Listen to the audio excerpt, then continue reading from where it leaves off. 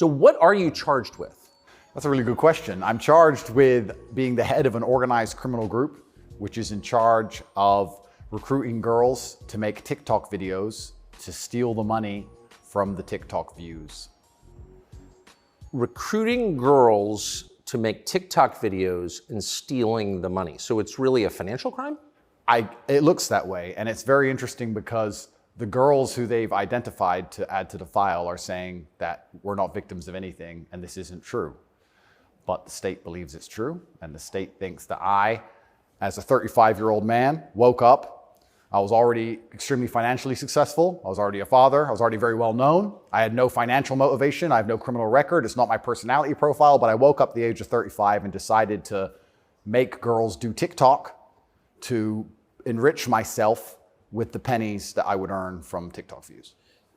So in the United States, I think the belief is that you were charged with human trafficking. Yeah, that's human trafficking, because what you do is you force a girl to work against her will for financial gain. That's human trafficking. And their justification for this is that girls do TikTok. Some girls I know who they found who say they're not victims have TikTok accounts. How do you force someone to do TikTok videos? I guess the prosecutor is going to have to explain that, isn't he? It's a very interesting scenario I'm in, and I'm inside of Romania, so I have to show a degree of respect to the Romanian judicial system. And I have to show a degree of respect to the situation I'm in. But the overall charge is that there's an organized criminal group. There's a group of us. I'm the head of it. My brother is below me. And we use the lover boy method to convince women to do TikTok videos to make money so that we can steal the TikTok money. So just to be clear, you are not accused of pandering, of pimping, of forcing women to have sex with anybody. No, not forcing them to have sex, not restraining their movement, not stopping them from living a full life, but the fact that we are somehow convincing them to have TikTok. Very interesting. I don't think... But there's no actual... I'm asking you this because I do think it's a widespread belief that you were accused of pimping. Yeah, no, that's nothing to do with any of this case. Absolutely nothing. And it's kind of scary because the crime in itself of human trafficking is a unique one because they can ignore the statement of the victim. So the girls have come forward and said, this is insane. You've just picked us because we're near Andrew and we're his friends. But the whole idea of the crime is they can say that she's brainwashed, right? She's under duress. So you can ignore her statement. State says she's a victim regardless of the fact that she says she's not a victim. So it's very interesting because the difference between sex and rape is consent, right? Right. But they remove all of that. They're like, nope, you're a victim. No matter what you say, we're deciding you're a victim. And they've chosen them. And of course, these girls do nothing pornographic. They've never had sex with anyone, nothing to do with that. So they've picked TikTok. So it's scary. Imagine you're a full-grown man anywhere in the world today. They can find two girls who have TikTok on their phone, which is every single female on the planet, and they can accuse you of forcing them to take the TikTok money. And even if the girls say they didn't do that, this isn't true, then you're still a human trafficker. But force, what does that consist of? Forcing someone to do something, are they accusing you of using violence or? No, they're accusing me, and this is the thing, they're accusing me of using the lover boy method, coercing them by being nice. And by the way, these charges presumably are public, so... They're public, and this is extremely serious, but if you actually analyze the overall case against me, they're saying that Andrew and his brother, by being nice men, convinced girls to have TikTok accounts and then take the money. And it's very interesting because inside of the entire case file, there's not a single financial transaction to us for money. What are the penalties? They're extremely severe, 5 to 10 years in jail. And I've already served, coming up now, 7 months in a form of jail. They can only hold So you are essentially incarcerated right now? Absolutely, I'm on house arrest. And that counts as jail. You can only be held 6 months without charge. I was initially picked up, thrown in a cell without charge. And I think the intention of the entire investigation at that point was to find the crime because they had very, very weak evidence. They contacted 2,000 people who know me or knew me. They tried very hard to convince some female somewhere to come forward and say something bad about me. The media machine, which works hands in hands with the justice machine, as you know very well, did exactly that. In fact, they offered bribes effectively. They'd call up ex-girlfriends and say, if you have anything bad to say about Andrew, we can pay you $50,000 for the story. And they tried very hard. They didn't find any evidence of anything. They then released me on house arrest. And then 2 days before the legal limit in which they had to drop everything, they charged me with whatever they had from the beginning, which is very little. And now we have to wait for the Romanian judicial system to analyze the file and God willing, throw it away. How long did you spend in jail? I was in jail for 92 days in a Romanian jail cell. What was that like? It was certainly an interesting experience. I won't lie and say it was easy. It was certainly very difficult. The uncertainty of it.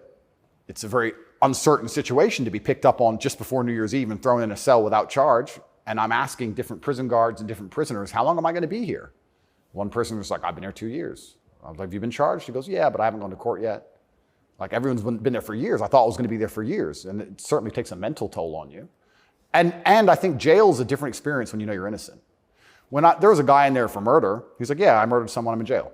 You can your soul and your mind can accept the punishment for a crime. But when you've actually done nothing wrong, I think jail is a lot harder. Did you know why you were there? Not initially. So for about the first 2 weeks, I never actually got told in English what I was accused of because I was arrested on December 29th. There's New Year's. What were the circumstances of that? Yeah, December 29th, 5 a.m., the armed guards ran in this house.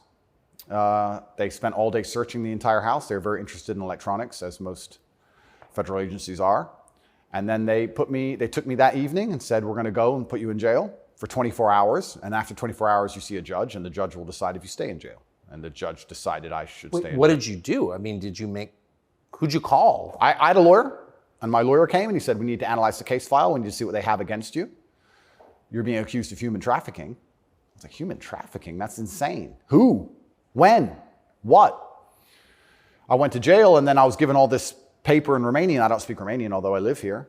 And then I was waiting for the translation. So I think it's about 2 weeks before I finally got the papers in English to understand why I was in a jail cell. And then I really understood how insane the accusations were. What is human trafficking? Yeah, so the overall, my understanding of it, they're saying that human trafficking is when you convince a woman to do something she doesn't want to do for financial gain. And there's different methods you can do that. You can do that through force, and you can also do that through emotional coercion. I think most people, just speaking from the American perspective, most people believe that human trafficking is effectively slavery, selling human beings. That's what I believe as well. Absolutely. And this is the thing that's so interesting. When you finally end up the enemy of the matrix and they use the legal system as a weapon to punish you for having an opinion, you realize how subjective the law is, right? Because it can be a weapon. When you have something subjective, you can just pick and choose. So if they sit and say, human trafficking is a woman doing something for financial gain against her will via emotional coercion. Well, he knows these two girls, they have TikTok accounts. Emotional coercion? Convincing her. That's what I'm accused of, because they have no proof of me doing anything wrong. So they said, he's convinced these girls to do TikTok for money. The girls have said, this is not true. And the state is denying their statement, saying, no, you're brainwashed. It is true. And I went to jail. So how is the state, so the state is trying to coerce the women. So how is the state not committing human trafficking by the same definition? Well, absolutely. It's very interesting. It's very interesting that you can sit someone down and tell them they're a victim when they say they're not a victim. You're a victim of being coerced, and we're going to try to coerce you into conceding you were coerced. Exactly. It's a very interesting scenario. And okay. Yeah, and it's a very interesting scenario. And it's up until this point, no judge has looked at the evidence of the case. So up until this point, I've been to court a bunch of times. But the only reason I was in court was to discuss my preventative detention. So under Romanian law, if you being free can impede the investigation, you should stay in jail. So the judge agreed that, yeah, maybe if he's free, he can damage this investigation because they're trying very hard to get something on this guy. So I've done a bunch of jail time. And now it just begins. The judge is going to look at the case. And like I said, God willing, I still have enough faith in the Romanian judicial system that she's going to look at this and go, this is not a crime. Or you're aware of the media coverage of this, however. So you're in jail for 90 days or more, and the rest of the world is talking about you. Do you know what they're saying? They're saying very heinous things, and I would hate to come across as a conspiracy theorist, Tucker, but I kind of have a feeling that this might be something to do with my influence and an attempt to slander my name. Perhaps I'm crazy. But the fact that they chose such a heinous crime, and they reported it so heavily, and they won't shut up and keep repeating basically a slander attack day after day after day. Also considering the fact that other people who genuinely commit heinous crimes have far more favorable press coverage. I don't want you to think I'm a conspiracy theorist. Please, Tucker, I would hate for you to come here and call me crazy. Yeah. But something very strange about it, and I think What, when Jeffrey Epstein's friends call you immoral? Yeah. The goal of it is certainly to slander my name, and I like to see it as a litmus test. I like to see it as an intelligence test. Anybody who wakes up and looks at me and goes, he's a human trafficker because of TikTok, they're fully gone. So, but from the West, just to defend the average news consumer in the West. Sure. Andrew Tate, kind of an outlaw. Yep. Lives in some palace in Romania, wherever that is. Yep. And Romania sounds like the kind of place where human trafficking is like the main industry. A lot of it happens here. That's what's so crazy about it, right? What's so crazy is if they really wanted to find a human trafficker, I think they could probably do it quite easily. But they managed to get me. That's certainly the perception. But it's one of those charges that kind of sells itself. Oh, absolutely. And it doesn't matter if you're found guilty or not, right? You're a human trafficker forever. And but I do think that public consciousness is changing. I think with things like there's been some very large court cases recently involving some very famous people in which women were caught lying, trying to slander men's names for rape and these kinds of things. And I don't think people believe it anymore. But that scares me to a degree, because I think that the typical weapon, the standardized playbook, is now failing, and I don't know what the new playbook's going to be. It's almost like better the devil you know. That you're too famous, you're too successful, we don't like you. Call him a rapist or a human trafficker, put him all over the news, slander his name, try and wreck his life. Now that nobody believes it, what's the next move? What are they going to try next? Wouldn't it just have been easier to commit like a massive financial crime and defraud people of billions, come up with like a fake cryptocurrency, call it like, I don't know, FTX, or just give a name to it. Yep, something random. You know, steal billions and get your parents involved and buy a bunch of real estate in the Bahamas, and then like you'd be sort of a hero, right? Oh, absolutely. And I would have certainly made a lot more money than TikTok, because I don't think TikTok even pays you for views. And if it certainly does, I never got a single transaction from it. So it's a very interesting scenario. But if I was accused of a financial crime, my name would not be slandered. So no, of course. Well, of course not. You have the presumption of innocence. So just back to the jail thing. So you're in with your brother. At the beginning, I was not, but towards the end, I was. Yeah. What did you do all day? It's a good question. I looked at the wall, stared at the wall, smoked cigarettes, lots of push-ups, read the Quran. You smoked cigarettes, did push-ups, and read the Quran. Basically, yes, and certainly had some introspective moments. Tried my best to get out, tried my best to, via my small phone calls, understand what's happening in the outside world.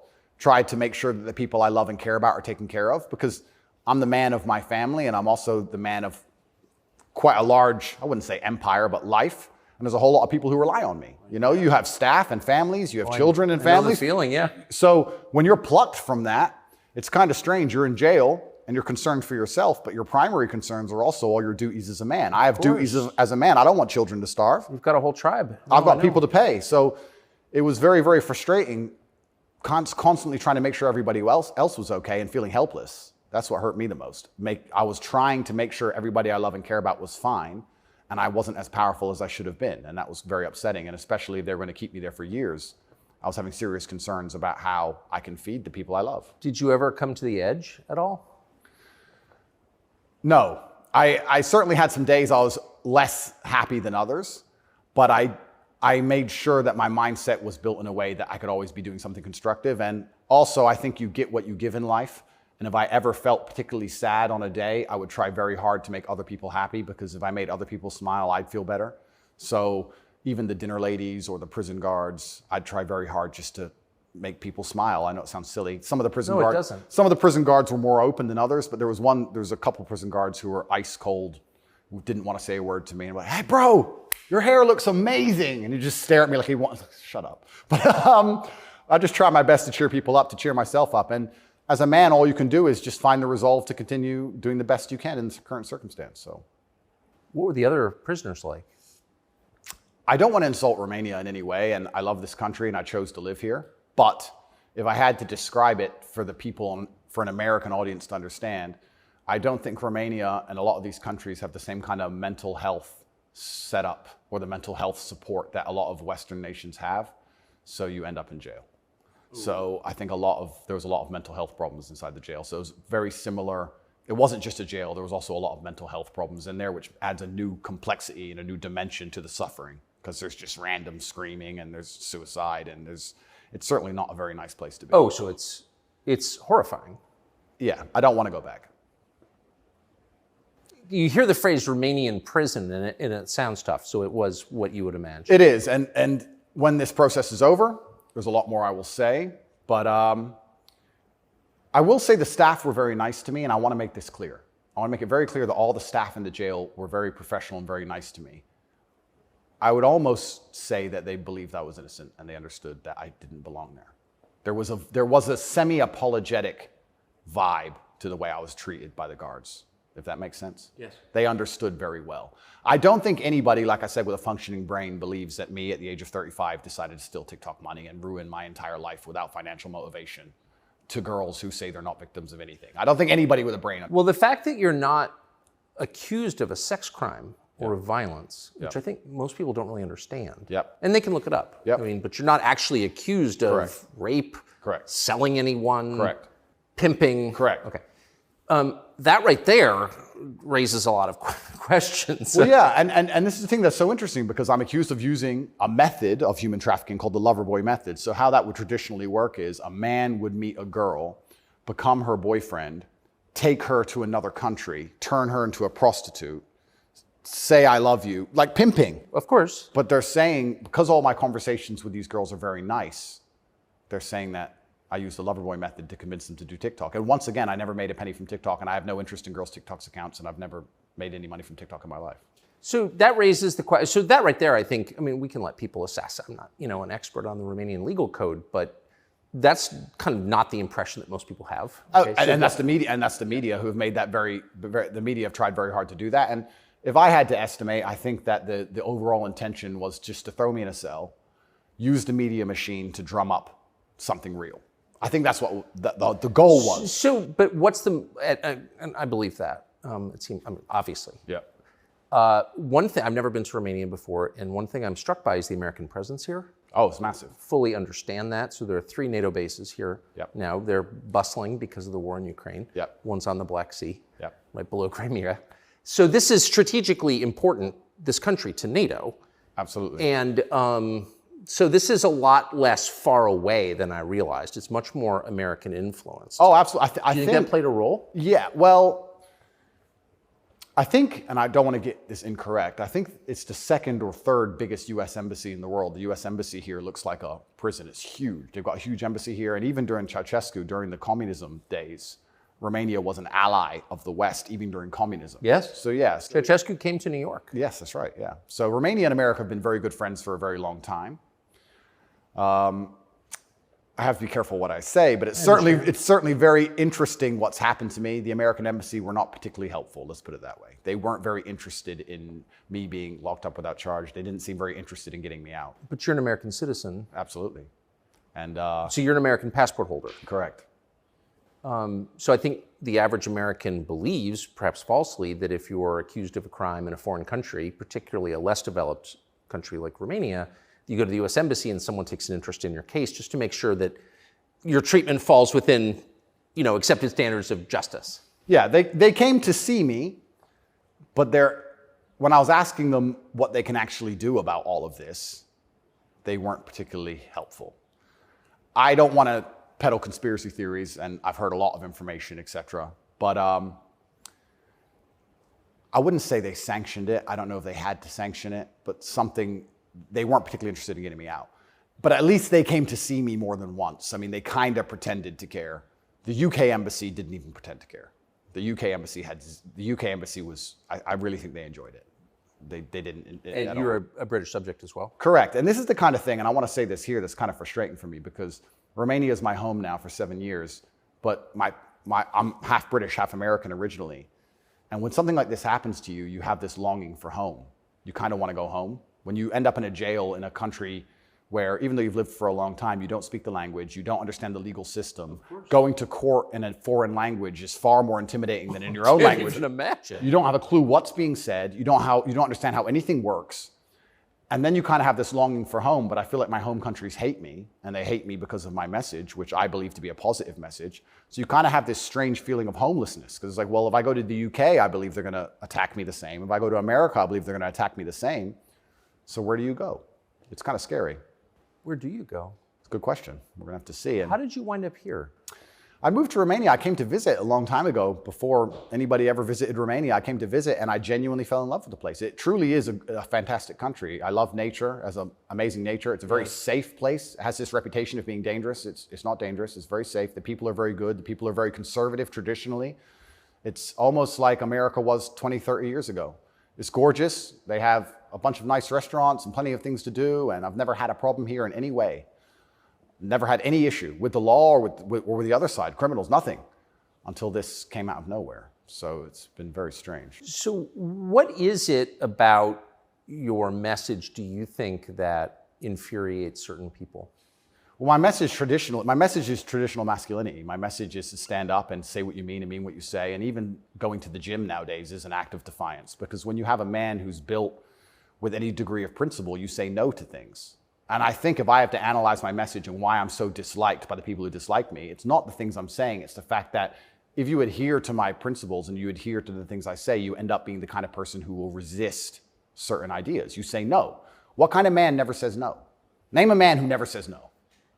Men say no, right? Men wake up and say, no, I don't think that should be done this way. No, my children will not be taught that. It's no. the father's primary job. Absolutely. So when you say to men, listen, you're allowed to have an opinion. You're allowed to have standards. You're allowed to have boundaries and barriers. You're allowed to get up and become important and work hard and try hard and become the kind of man who can't be controlled, then you're seen as an enemy. And especially with the massive influence I've gained, I think they look at me and go, he's helping men resist the slave programming. We don't need him around. We need to empty their brains so we can inject the slave programming and convince men to be eunuchs, because once you're eunuched, then you're not a threat. I think I buy that.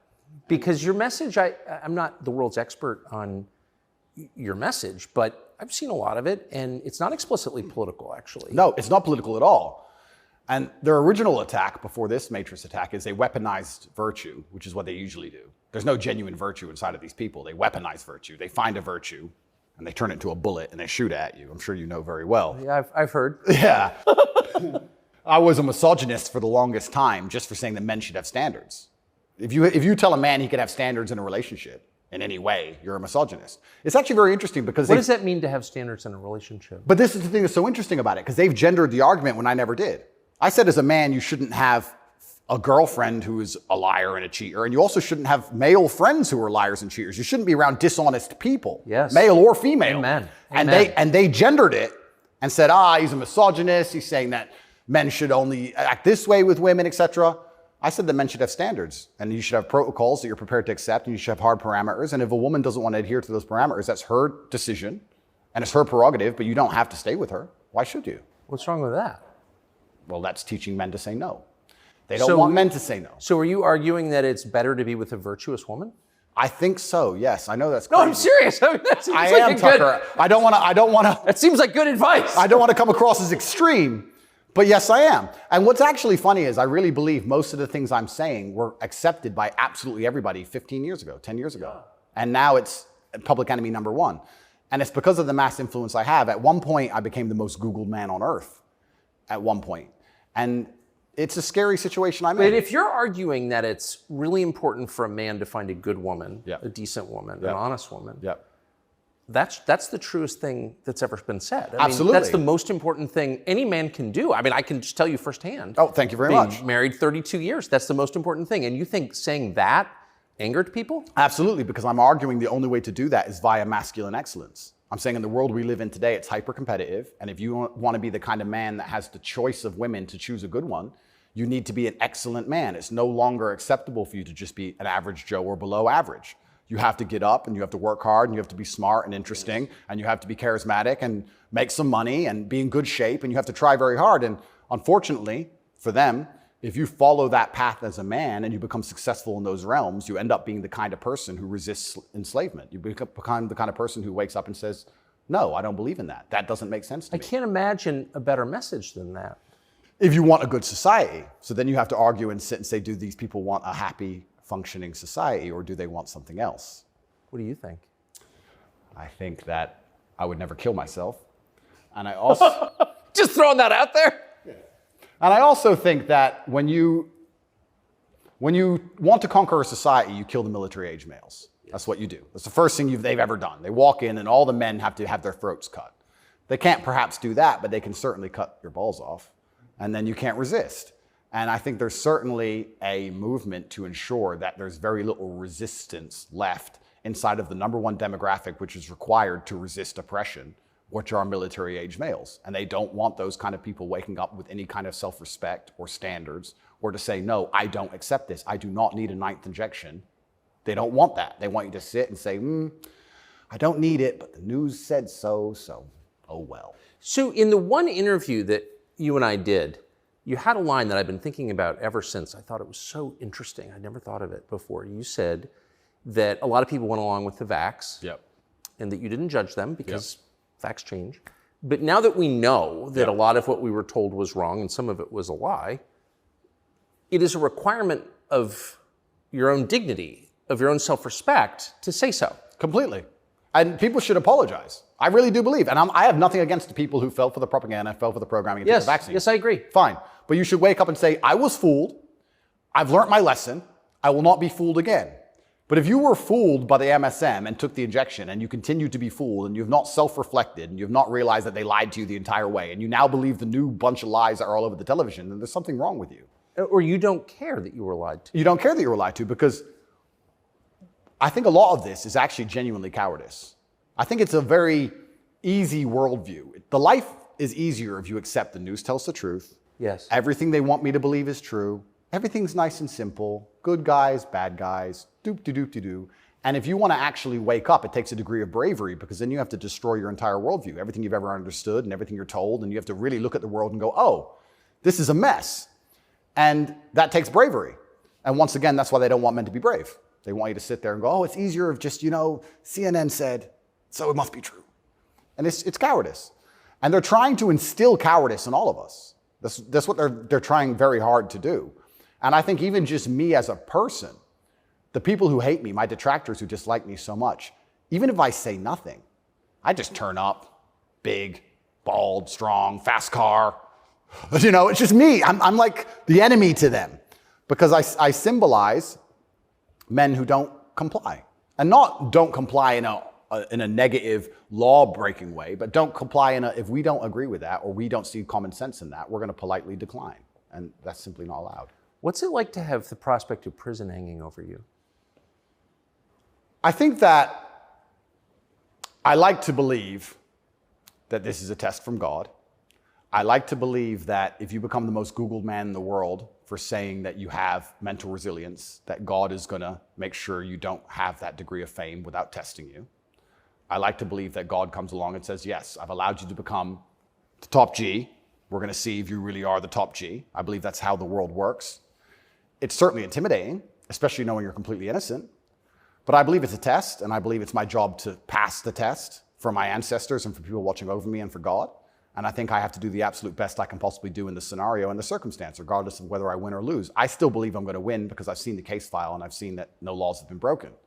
But even in the very unfortunate circumstance that this matrix attack goes deep enough to throw me into a jail cell, I think I should handle it like a man. I think I should stay and finish the process, and I should walk with my head held high and suffer as much as I need to suffer to stick by my convictions and know that I'm an innocent person. And I refuse to break. I refuse to cry. I refuse to be depressed about it. I'm going to wake up and I'm going to smile regardless. And regardless of what happens to me, I want everyone to know that, one, I would never kill myself, and two, I think that as a man, there's always going to be a degree of pain and suffering in your journey. I don't think you're ever going to become a successful man or be good at being a man without pain and suffering. And there's many times in my life where something terrible happened to me, and at the time, if I could change it, I would have. But retrospectively, you kind of look back and go, you know what, that was formulative for me. That's right. That is what God decided I needed to become who I became.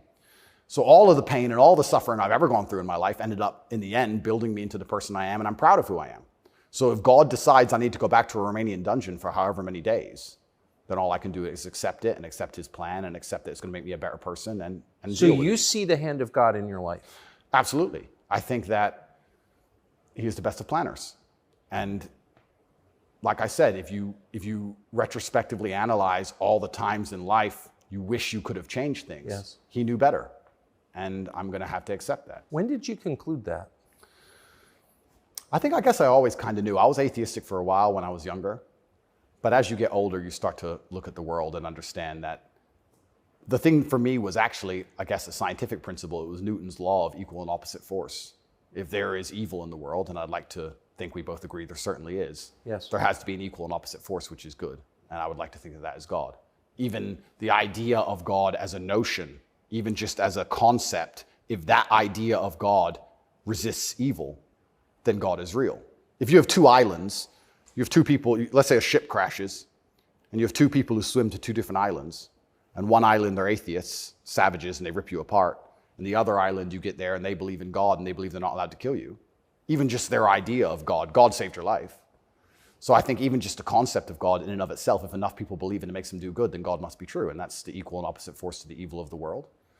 And this is how I view it. So I don't see how anybody with a conscience cannot believe in God anymore. That's such a profoundly different worldview from the one that we're presented with, I think. Yeah. Do you think that's maybe the division in the West between people who see those forces at work and those who don't? I think the West is actually split between people who think and people who don't think at all. I think the people, there's no such thing as these two opposing worldviews. I think people believe there's worldview A and worldview B. I disagree with that. I think there's worldview A, the good guys, which are primarily people who do believe in God, do have parameters, do believe in standards, do believe in self-respect, do know how to say no. And there's worldview B, which changes day by day, based on what they're told, which means they have no real worldview at all. They just repeat. And they have no standards and they have no parameters. There's nothing you can tell them that will make them wake up and go, that's wrong, because they have no inherent morality. So you can literally, you could say bestiality is accepted and encouraged now. It's good for you because for climate change. And they'll sit there and go, oh, for climate change, oh, well, off we go. And they'll just do it. So I think you have a camp of people who think, and you have a camp of people who repeat. And I don't think there's actually the opposing side to the good, I don't think function as a thinking populace at all. I think they simply repeat. It feels like the conflict between those two groups is getting more intense. It's certainly getting more intense. And it was interesting for me because, and I want to be an optimist, but I lost so much faith in humanity during COVID. If you would have told me how COVID would have gone down before COVID, I'd say, no way. We're not that bad. I thought the people aren't that dumb. But when I experienced COVID, it's actually scary. You see how the Nazis managed to do what they did. You see how they managed to put people in concentration camps. You see it. And I had a very unique view of COVID because in the first days of COVID, when people were falling over in China and the Italian hospitals were overrun, at the height of the panic, when most people believed, because it was the very beginning, early stages, my brother and I had a very logical conversation and said, we're two military-aged men in very good physical condition. If we die of this, the world's over. If it can kill us, it's zombie apocalypse. So why are we going to live in fear? So we found the only two countries that were open, which were Sweden and Belarus. We had just been to Belarus. This is before the Ukraine war. We'd just been there. We decided to try Sweden. So for the first 3 months of COVID, during the height of lockdowns, when Florida was closed, when it was I remember. Yeah, when it was the craziest lockdowns globally, me and Tristan are in Sweden in absolute freedom. They had no restrictions, no masks, no vaccine passports, no social distancing, nightclubs are full, restaurants are open, perfectly complete normal society. Nobody talks about this anymore. Nobody talks about, wait, Sweden never did a thing. Everything functioned perfectly fine the entire time. And they don't have it. Where's their mass? Where's their their winter of severe illness and death? Yes. They never had one. It's a cold country. Never had one. So we were living in Sweden, living completely normal lives, seeing the internet and seeing this insanity. And we're like, well, surely if we just put up a few videos of us partying in Sweden in nightclubs, this will wake people up. People ignored their own eyes. That's the scariest thing about everything, is that they can get to a level where, with the media machine, where people will genuinely ignore their own eyes. I don't understand how you can get people so brainwashed that they will see that the sky is blue, and then they'll watch that the sky is green, and then they'll look at it again and go, the sky's green. It's crazy to me, but COVID proves they can do that. And that's why the war is getting so intense, because the principled people are saying, how can you still believe in the things that you're saying? here is all the logical, empirical evidence that that is a lie. But these people are ideologically brainwashed and they don't want to take enough. They don't have the bravery it takes to wake up and accept that they're being lied to. So they'd rather just, to the end of time, repeat what they're told. And it becomes more and more intense as it becomes more and more ridiculous. That's so scary. As it becomes more and more ridiculous, the more intense both sides get. Yes. Right? So what the future holds, I'm not entirely sure. But I like to believe, even my current charges, I found solace when I was in jail, that the thinking people are looking at this going, something about this doesn't seem right. Well, I mean, it is a little bracing. I mean, when I discovered, I was sympathetic to you already. Yeah. But, a man's accused of human trafficking. It's worth finding out what he's accused of. Sure. And when I discovered that there was no actual human trafficking charge, yeah. That's not actually human trafficking. I don't care what you call it. Yep. You weren't buying it, even accused of buying and selling anyone. Then the next conclusion you inevitably reach is they don't like the guy. They don't like his views. It's fine. They're going to send him to jail for that. Yep. That does seem like an escalation. Absolutely. But if they don't like your views and you're inspiring millions of people to resist slave programming, you become a threat. Like, they discuss me. But you can't send a guy to jail because you disagree with him. You shouldn't. But even before I went to jail, the members of parliament in the UK were talking about me and what a dangerous role model I am for young boys. So they launched this initiative inside of British schools to ban me. My name can't be said inside of any British school. And members of parliament were standing up in parliament saying, Andrew Tate is dangerous. He's encouraging young boys to have misogynistic views, because I'm literally telling young men to go to the gym and to stand up for themselves and believe in themselves and believe in something.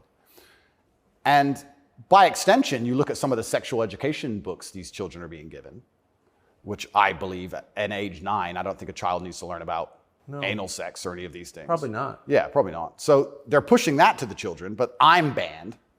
Well, they're also pushing weed and video games on boys. Oh, completely. And you can listen to rap music about killing people all day long. And there's a whole, and Lil Nas, he can have sex with the devil in his music videos. That's fine.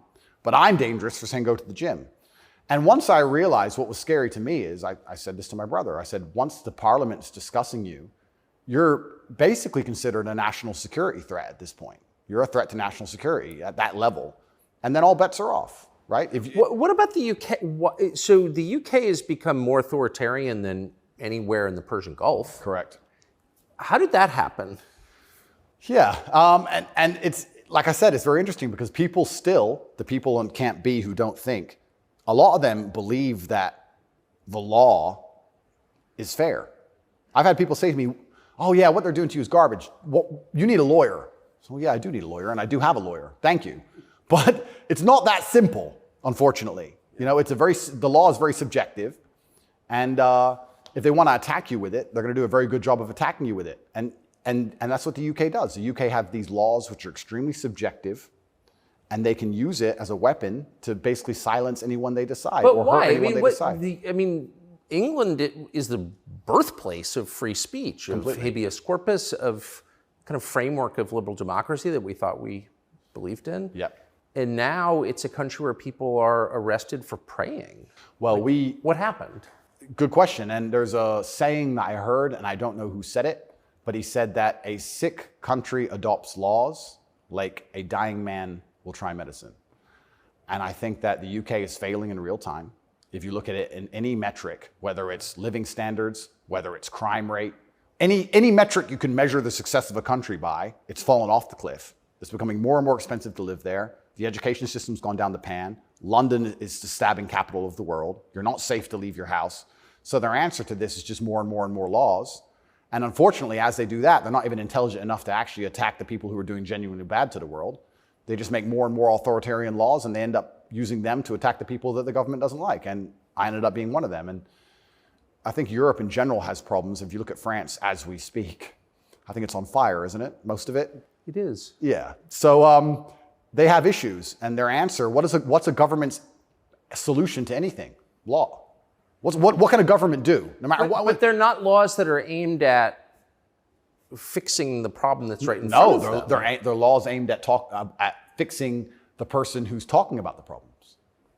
So why don't you get rid of the guy who tells everybody? Isn't that easier? Tucker?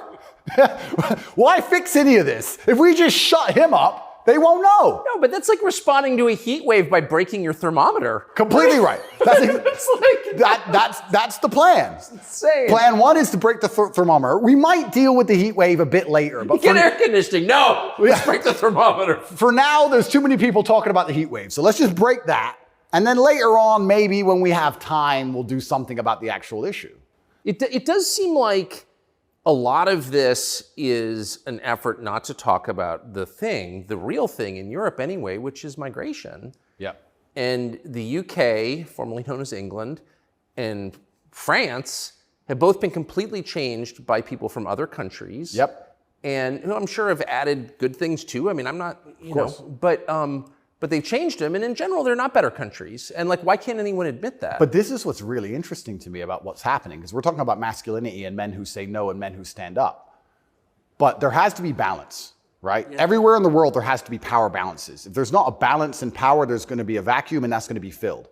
If you neuter the native population of men, if you destroy their mentality to resist, if you tell them that every single thing about them masculine is wrong, and you basically feminize and eunuchate them, turn them into eunuchs, and then you import high testosterone men from the third world who don't believe any of this garbage, who grew up in a society where they understand the only way to succeed is to be a fearsome predator to a degree.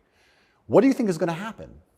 Like, who's supposed to protect the sanctity of these nations and these settlements and these towns and villages? The police? No.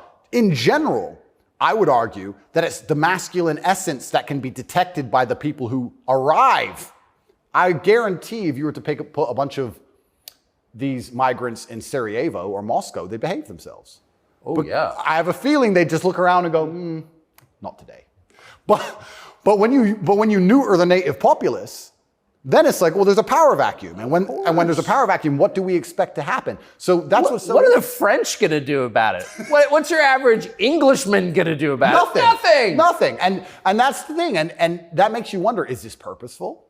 Like, why these two actions of neutering the native populace and importing these high testosterone third worlders are so at odds with each other. Is this purposeful? I'm not sure, but has anyone considered this? So yeah, it's interesting because you talk about these are huge and intentional trends, and I mean they're historically transformative trends. They're a big deal. And so they're probably not happening by accident, right? There's got to be some intent. How could there not be? That's right. And how do they expect all of this to end? And this is exactly what's happening with migration. The problem with migration specifically is that there's no native masculine populace to enforce any degree of culture or boundary or parameter. And like I said, I would argue the point, and I've been to Sarajevo and I've been to Moscow, I've been to these places and I've seen there's a whole bunch of migration and everybody seems to just behave a little bit differently. And I think that's because people understand. That men live here? That men live here. Yeah. If you turn up in someone's house and their house is pristine, you're probably going to take your cup and you're going to go put it in the kitchen. But if you turn up in somebody's house and it's a fucking mess and nobody respects the house and nobody cares and the man is drugged out of his mind, half asleep on the couch, what are you going to do with your cup? You're going to leave it there. You don't give a shit. If you turn up to the Western world and look at it. Then you're going to hit on his wife. Absolutely. So what do we expect to happen in these scenarios, right? And it is purposeful and it is scary that even me just telling men to go to the gym is seen as an act of defiance to the point where I have to be punished. I must go to jail. I must be silenced. The thermometer must be broken. If at the end of all of this, no matter what happens, do you plan to stay in Romania? I love Romania. I love this country. And if I am found not guilty, I will stay in Romania, yeah. I will still stay here. I don't believe in running away. I also believe, and perhaps this is... Yeah, I didn't even want to ask you that because you've got a legal case pending, but I mean, presumably you're rich enough to run away when you haven't. Correct. I'm not going anywhere. I think if I was anywhere in the Western world, this would have happened to me. I don't think this is Romania's fault. Let's put it that way. I don't think this is Romania's fault. I think if I resided in Switzerland or France or Italy, the same thing would have happened. Yeah. From knowing what I know. I think it was going to happen to me regardless. And I think I do have a large amount of sympathy, especially amongst the Romanian population. I get thousands of messages a day from Romanians apologizing to me. Yeah. I think the people here actually like me. My waiter at lunch yesterday is one of them. He wanted you to know, yeah. Oh, amazing. This is what I mean. Everyone understands what's happening. My problem is not with Romania. I don't hold any personal grudges against Romania. I think that this Matrix attack was going to come to me. Basically. What is the Matrix? Good question. I guess some Americans call it the deep state, but I like to look at it in a more global way. When I say the Matrix, I think there are certain agendas which are being pushed, I think the media machine and the judicial systems of the world work together hand in hand. I think the goal is to control people's minds to a point where they don't discuss anything that's important. The reason I use The Matrix is because I've watched that movie a few times and it has so many similarities to the... Have you seen the movie? No. You've never seen the movie The Matrix? No, I don't watch any movie. Tucker. I don't want to talk about it on camera. No, I'm very dyslexic and it's hard for me to watch video. Got it. Honestly. Understood. But there's so many similarities, and the basic premise is that humans' minds are controlled and put inside of a false reality so that their body heat can be manifested for the machines. And I don't think it's much different to reality. Our minds are controlled. We're put in a false version of reality. We're told things that aren't true. We're arguing over things that don't matter. We're observing a false version of events. And the goal of it is just to distract us long enough for our bodies to be used for the machines, the soulless. And I think it's pretty similar. Pretty similar, striking similarities. And even then, there's a bunch of other similarities which are difficult for me to explain. You haven't watched the movie, but there are agents inside of the Matrix, and the idea of the agent, the purpose of the agent is to make sure that nobody understands how the Matrix really works and to wake anybody's mind up. They want to keep you asleep. And any person can become an agent at any time. If they're not unplugged, if their mind is not free, they can become an agent, and their job is to keep you asleep. And you see agents all the time. COVID awoken me to agents. When I would sit and talk to somebody and they seemed perfectly rational and normal, until I mentioned COVID, and then they'd fully change. No, it's dangerous. No, what do you mean? What do you mean? Are you crazy? My grandma got sick.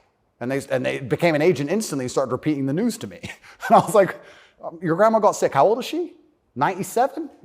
Interesting. Oh, I better lock myself in my house then. Dumbass. So agents exist and the Matrix exists, and I think most people's version of the world is a false one.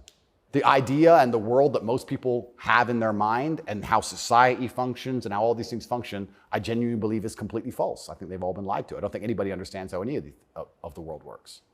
And I try and use some very simple, very simple analogies to wake people up. I said to one of my friends once, I said, if me and you could play video games for $10,000 and you could cheat, would you cheat? He goes, well, no. I was like, if I was whooping your ass and it was 10 grand a game and you could cheat, would you cheat? He goes, yeah. I was like, all right, so you accept that people cheat to win in a video game for a menial amount of money. You think they're not going to cheat for something that matters? Yeah. I think they're not going to cheat for something important?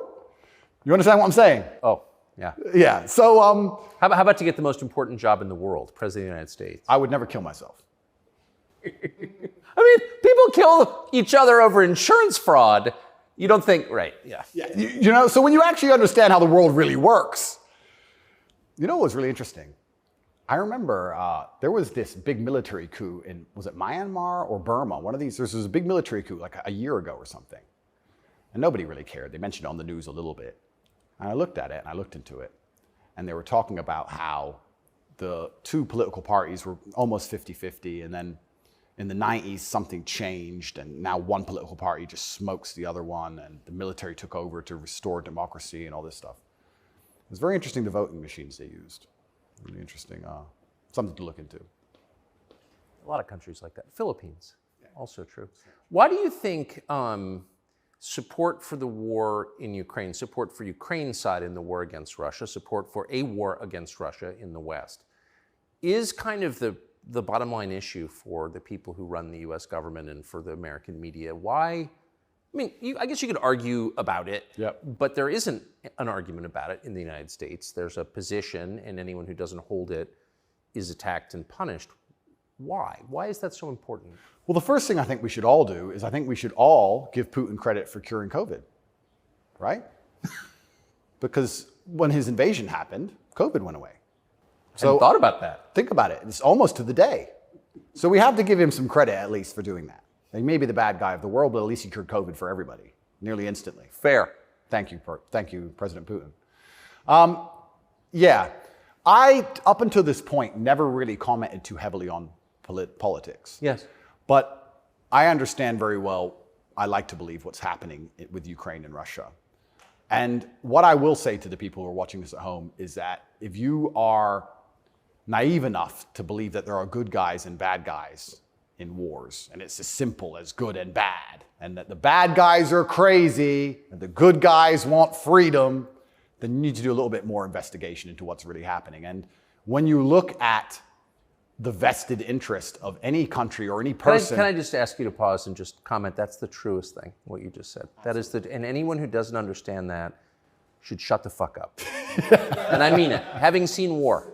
Anyone who's telling you that it's Churchill versus Hitler is an idiot. Well, I'll give you an example. When my father was still alive, Excuse me. Yeah, no, it's true. When my father was still alive, my father died 6 or 7 years ago. I was a lot younger. The war in Afghanistan was going on. He died 6 or 7 years ago. How old was he? 56. Oh gosh. Yeah, he died. But the war in Afghanistan was going on. And I remember asking my dad, saying, why do the Taliban even fight and resist the American war machine? They don't stand a chance. Like, why are these terrorists even fighting against the American war machine? And my dad said, they're fighting for their way of life. They want their wife, and they want their children, and they want their society and their language, and they don't want pride flags, and they don't want American bullshit, and they don't want to be told what to do. And they're fighting to be a culture and be a people which is independent in and of itself. Like, they're not the bad guys you think they are. They're people who are like, why are you here? What do you want? We don't agree with that. That's against our holy book. Fuck off. Right? So even there's no such thing as good and bad in any war. And people. Who was your father? My father was a chess master. He worked for the CIA when he was a linguist for the CIA, and then he was American. He was discharged, and for a story I won't tell, but he was a chess master, and it's very interesting. I encourage people to look at his Twitter. He still has Twitter @Tate Terrific, and everything he was talking about 11 years ago is so important now. 11 years ago, no one cared about. We had the Donbass in 2014. People cared. Yes. People cared a bit. But he predicted the future. You want to see how chess players can see the future? Read his Twitter. Everything from LGBTQ, why they need your kids because they can't have their own, to the war that's coming and how Europe's going to have an energy crisis, to the letter. It's all on his Twitter. It's amazing to read. It's like you could tell the future. 10 years ago, no one talked about any of this stuff. Did he live in the U.S.? Yes. Yeah, he lived in America. Fascinating. Yeah, it's crazy. But he was telling me about a lot of this stuff even when I was a lot younger. And as we said, there's no good guys and bad guys. But when you have a vested interest in something, I think that people are relatively simple. You're talking about why the American government has such a vested interest in this war. Which is not good for America. Which is not good for America. So is it, well, we can say it's for money or we can say it's for power. What else would it be for? What, is it really for freedom and democracy? Well, I think that's already been destroyed by Zelensky, hasn't it? So yes. What is it for if it's not for money and power? And then you say, well, who's the money and the power going to? These are logical conversations. This is a very logical thought process. I agree. You know, wouldn't it be interesting to say, okay, I woke up, I'm an American. I would never kill myself. I woke up, I'm an American. Why does America care? Well, I guess it's for money or power. There's no other reason. Okay, well, America wants to be a rich, powerful country. That's fine. Is the money and power going to America, or is it going to a select few individuals? Are those select individuals interested in me and my life? Do they care about benefiting me? Do I need to support the power grab of these select few individuals? Is that going to be a smart move for me to make, for me to have the best possible human experience? This is a very logical thought process. Yes. People don't seem to think anymore. They believe that there's a good guy and there's a bad guy, and one team's completely good and one team's completely bad. One team's crazy. They often use the word crazy because to be completely bad, you have to be crazy, right? So you're crazy. He's crazy, just for no reason. Reasonless. It's insanity. I don't know if you saw Lukashenko with the BBC. Did you ever see that interview? No. Oh, brother. Please watch it. The way he destroys the BBC. I thought I did the best job, but I take second place. Amazing, amazing. But yeah, and you just have to be critically thinking. And then after you're critically thinking, you have to be brave enough. And this is the real pandemic of the world, is cowardice. You have to be brave enough to look around you and realize, everything was a trick. Everything was a lie. But why not be a coward? I mean, it's just a lot easier, right? Well, it used to be. This is the thing that's interesting. I would actually argue in the 1950s and 60s, if you were to agree with every single narrative and obey every single law and do exactly what you were supposed to do and pay your taxes, etc., you'd at least get a wife who respected you. You'd at least have children who could go to school without being indoctrinated to a degree. Yeah. You could have a nice house. You could have a pickup truck. You could have a pretty good life if you just followed the rules. Yes. I don't think that's true anymore. I think that if you are a man especially, and this is what I talk about masculine issues. If you're a man who was born and you decide to do exactly as you're told, you're going to end up depressed, in debt, working a job that you hate, with a wife who doesn't respect you, with kids who don't listen to you, in a house you don't own, until she leaves you, and then you contemplate suicide a while, and maybe you might find some purpose towards the end, enough to survive and pay your taxes, and then you're gone. I don't think a man who just follows the programming is going to find any happiness. But they don't care. Why would they? They have no interest in masculine happiness. This is another thing that's very interesting. They talk about men's mental health all the time, especially in the UK. I'm not sure about America, but in the UK, they have this big drive for men's mental health, saying that men commit more suicides. Men a lot more. Because it's hard to be a man. We commit more suicides, we're more depressed, we have all these mental health problems. I come along, I genuinely get thousands of emails a day saying I'm helping men's mental health, but no, can't help it the way Andrew wants. You can't tell them to go to the gym and stand up for themselves and have pride. What kind of man's going to have a solid mentality and not have mental health issues if he has no pride? That's part of being a man. Part of being a man is proud of yourself. If you wake up and you're not proud of who you are and how you look and the things you say, how are you ever going to have a solid mentality? So when I teach things that genuinely help men's mental health, that's outlawed. No, you're not allowed to do that. Instead, you have to take our version, which is to pretend to care about men's mental health, but not give a shit. Give them a life they know they're not going to enjoy, pay taxes, and die. And men are the backbone. And medicate them. And medicate them. Medicate them long enough to keep working. The same way as we medicate farm animals. Just a bunch of injections. Yeah, just keep them alive long enough to get the milk. Milk's gone. Chop the head off. Boom. They need to put you in prison. They're trying. Yeah. I can see why. They're trying. And it's scary. A lot of people, but then what do? Do I just shut up? No. You don't think so? No, you can't shut up. I mean, because in the end, your self-respect, your dignity is the only thing. That's right. And this is what people don't understand.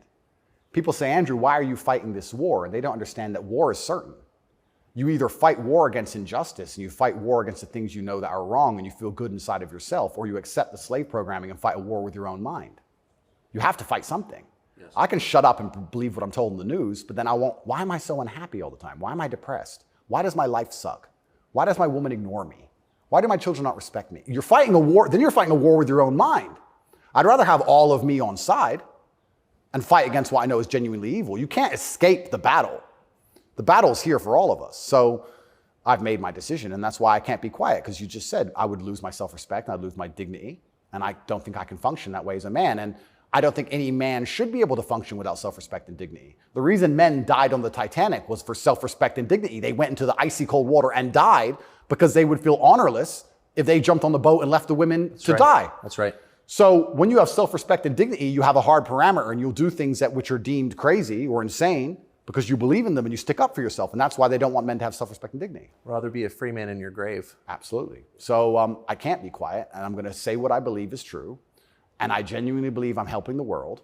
I think that any young man who is a follower of mine, I will argue there's no influencer on the planet besides me who is genuinely benefiting their life. I know you're not big on the internet. I look at these other streamers and these other influencers. They play video games all day. They smoke weed on stream. They talk garbage. It's a bunch of drama back and forth like girls. I'm the only influencer or streamer who's genuinely talking about making money, because you need to have money to escape the matrix. It's very hard to resist enslavement when you have to pay the bills. Getting physically strong, because a strong body is a strong mind. Standing up for yourself. Self-motivation. All these things. I'm talking about genuinely positive things. Very few people are.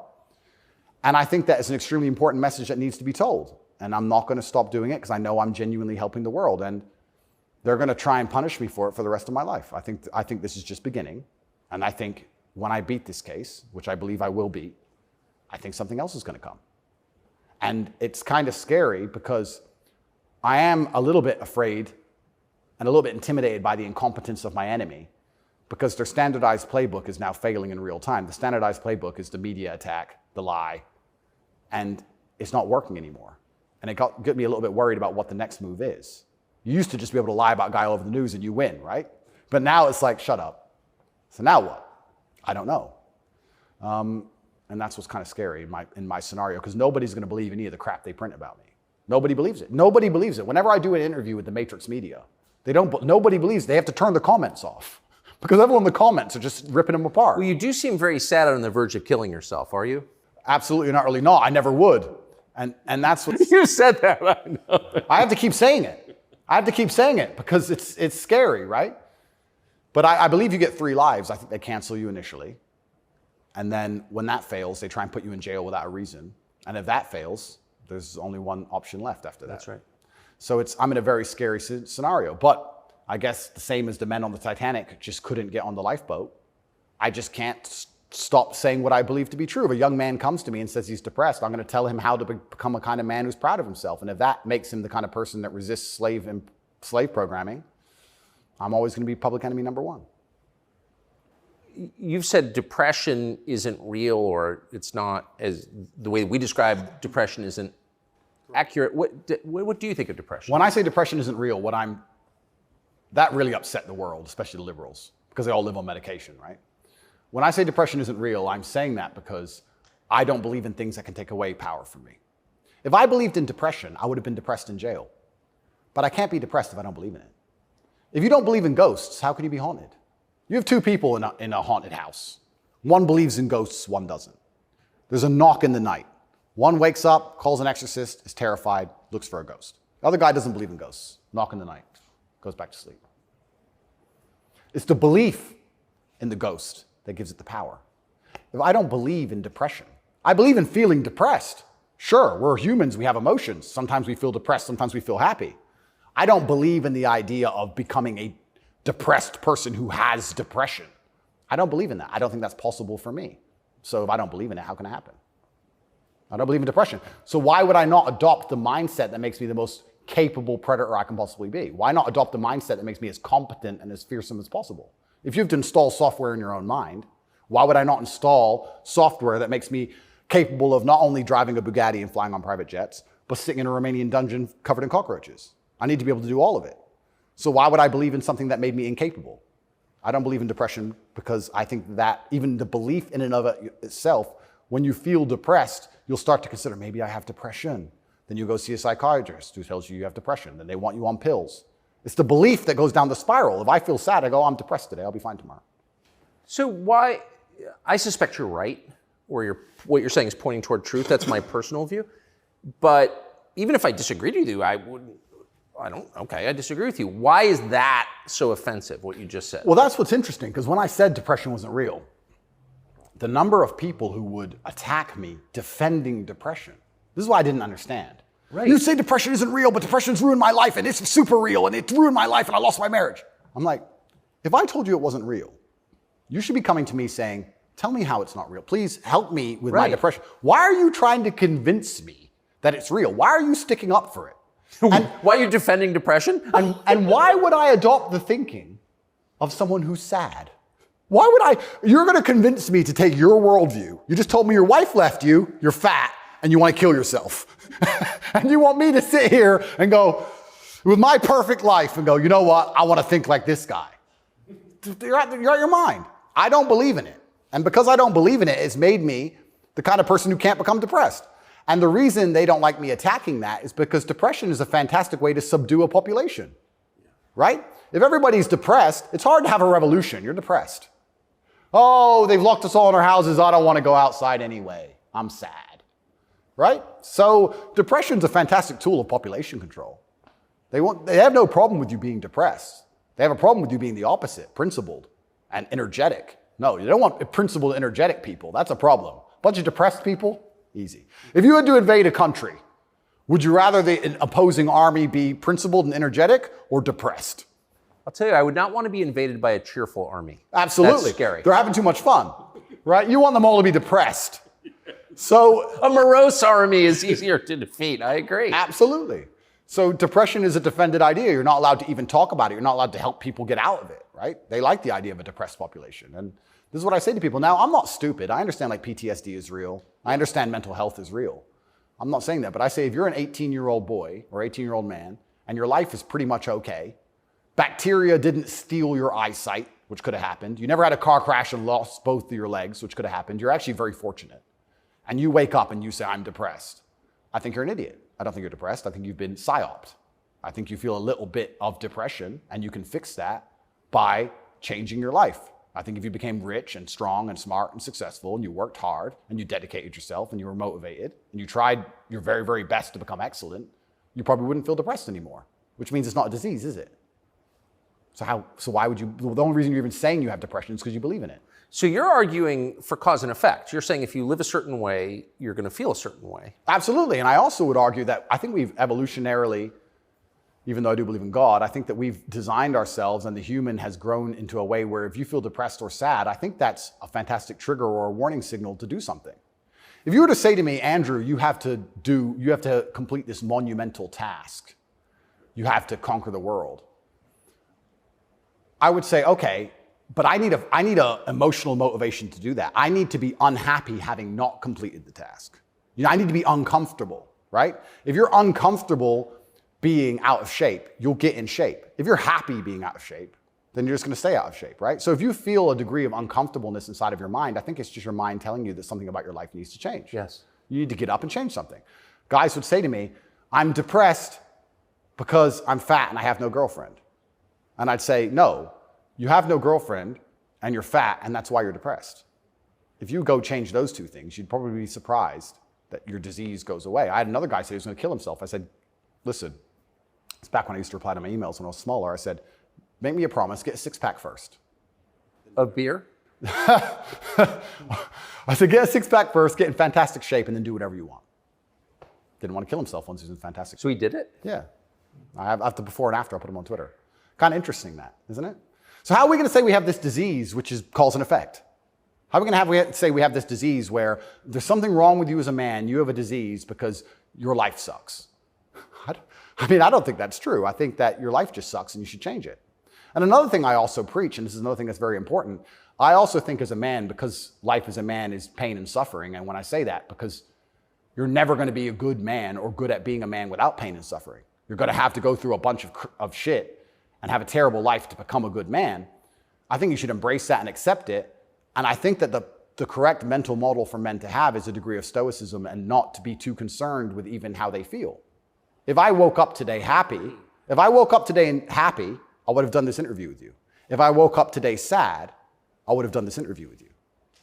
What's the difference? Why put so much importance on my emotion if certain things must be done? I must work, I must train, I must see Tucker Carlson, I must resist the Matrix. You've got duties. I've got things to do. So why are we going to sit around and talk about how I feel if it doesn't even affect how I act? And as a man, it shouldn't, because there's too much to do. And the masculine world is hyper-competitive. This is another thing most people don't understand. Totally agree. It's hyper-competitive out here. All the women want a few men at the top. The Ferrari, you don't want a Ferrari to drive fast. You want a Ferrari because other men want a Ferrari and can't have one. It's hyper-competitive. So if you're competing against every other man for every dollar you make, every girl you see, the house you live in, the car you drive, the life you live, you're not going to be able to compete with the person who performs regardless of how they feel if you only compete when you feel like competing. Right? Because there's men like me out there who will be sad every day and outcompete you regardless. I don't care how I feel. I will still win. And that's the kind of mindset you need to adopt. So when a man comes... You've got a job to do. Stop whining. Go to work. Completely. Yeah, I agree. Completely. Yes. So when men say, but I feel sad. Who cares? The world doesn't care. All the men who are out here to destroy you and take your girl don't care. So why do you care? Like the person who should care least is you. You're the only person who wakes up every day who should have a genuine vested interest in improving your life. Nobody else wakes up and wants to improve your life, only you. So if nobody else cares about how you feel, why do you care? So my argument also for depression is, you're depressed, fine. Have you trained today? Well, that doesn't change what you should do with your life, depressed or not. And I don't say this because I'm an eternally happy person. I say this because I've experienced all ranges of human emotion. I was in a Romanian jail cell with cockroaches crawling all over me as I slept. I never missed a day of training. I wouldn't say I was particularly happy, but push-ups must be done. So they got done. You're very close to your brother. Correct. And you were locked away for part of that with him. And did you have fun at all with him? Yes. I do think there's something inside of men, whereas if you're with your boys or you're with your group of men, there's something inside of us. Totally. And it allows you to make the absolute best of the worst situations. Maybe that's an evolution from war. All the men went to war and you saw all this pain and suffering and you saw people decapitated and you're injured, but then you sit around the campfire and you're laughing. You're laughing. That's right. It's something inside of us. It's like a coping mechanism when you're around men. So when me and him were together, no matter how bad the scenario or no matter what they tried to do to us, part of us would just look at each other like, cigarette? And you find joy in that. And yeah, there's definitely, and that's another thing I think a lot of men are lacking. A lot of men are missing is a masculine support network. I think buddies. Yeah. You know, you talk to a guy and say, what was the highlight of your life? What was the best time of your life? And they'll say, college football. It's not about the football. It's about the team. Yeah. You know? And I think a lot of that's destroyed as well. Because also it's interesting how everything interconnects. When you destroy honor and principle and the masculine essence inside of men, well, now as a man, it's very hard to have friends. I wouldn't want to have a male friend who had no principles, no honors, and didn't work hard and was always crying about being sad. What do I want to hang around with him for? He's a loser, right? So then your support network's destroyed. And I think that men have always needed that since the dawn of time, and I think that's gone. But they don't have friends. Men, especially middle-aged men, have no friends. Absolutely, because they've been told that to give them all away and do as the wife says, and then she left him. No wonder he wants to kill himself, wouldn't you? No wonder he's depressed. It just sounds like the worst existence ever. And now we're living in a world now, especially, where everything is hyper-competitive, especially the sexual marketplace. Like if you're a 52-year-old, overweight, average income, no fame dude, and you have to find a girl, it's going to be pretty difficult to find a good one. It's going to be very hard. So we're like, well, of course he's lonely. Yeah. Then his kids don't respect him. They're busy. Like, of course he's sad. Like, it's actually heartbreaking to discuss. It is heartbreaking. It's heartbreaking. But then how do you prevent that happening? Well, then you need to be a man of honor and principle and make sure that you keep your support networks and make sure that your woman does respect you. And a woman's going to respect you when she sees other men respect you. Yes. And they're only going to respect you if you respect yourself. But to respect yourself, you have to be the kind of person who says no. What do you think of porn? There's been some statistics, there's been some studies done. Most men or less men are having sex than ever before. I've seen that. Yeah, and what is that? Well, that's an extension of the fact that masculine virtue is being destroyed. That's the thing that's interesting about all these things. They psyop, especially men, they say, listen, women want a feminist man. Women want a man with no moral principle who would make sure that there's a conversation about who should fight the burglar when your house is broken into, because equal opportunities, equal rights, of course. Don't presume just because you're a man that you should defend her physically. Of course not. That makes you a bigot and a misogynist. So they convince men to adopt these virtues and ways. And of course, women, by and large, dislike them for it. So now as masculinity is plummeted, a whole bunch of men are simply not having sex anymore. And then they become addicted to porn, which is cucking, effectively. I mean, two people are having sex and you're just watching it.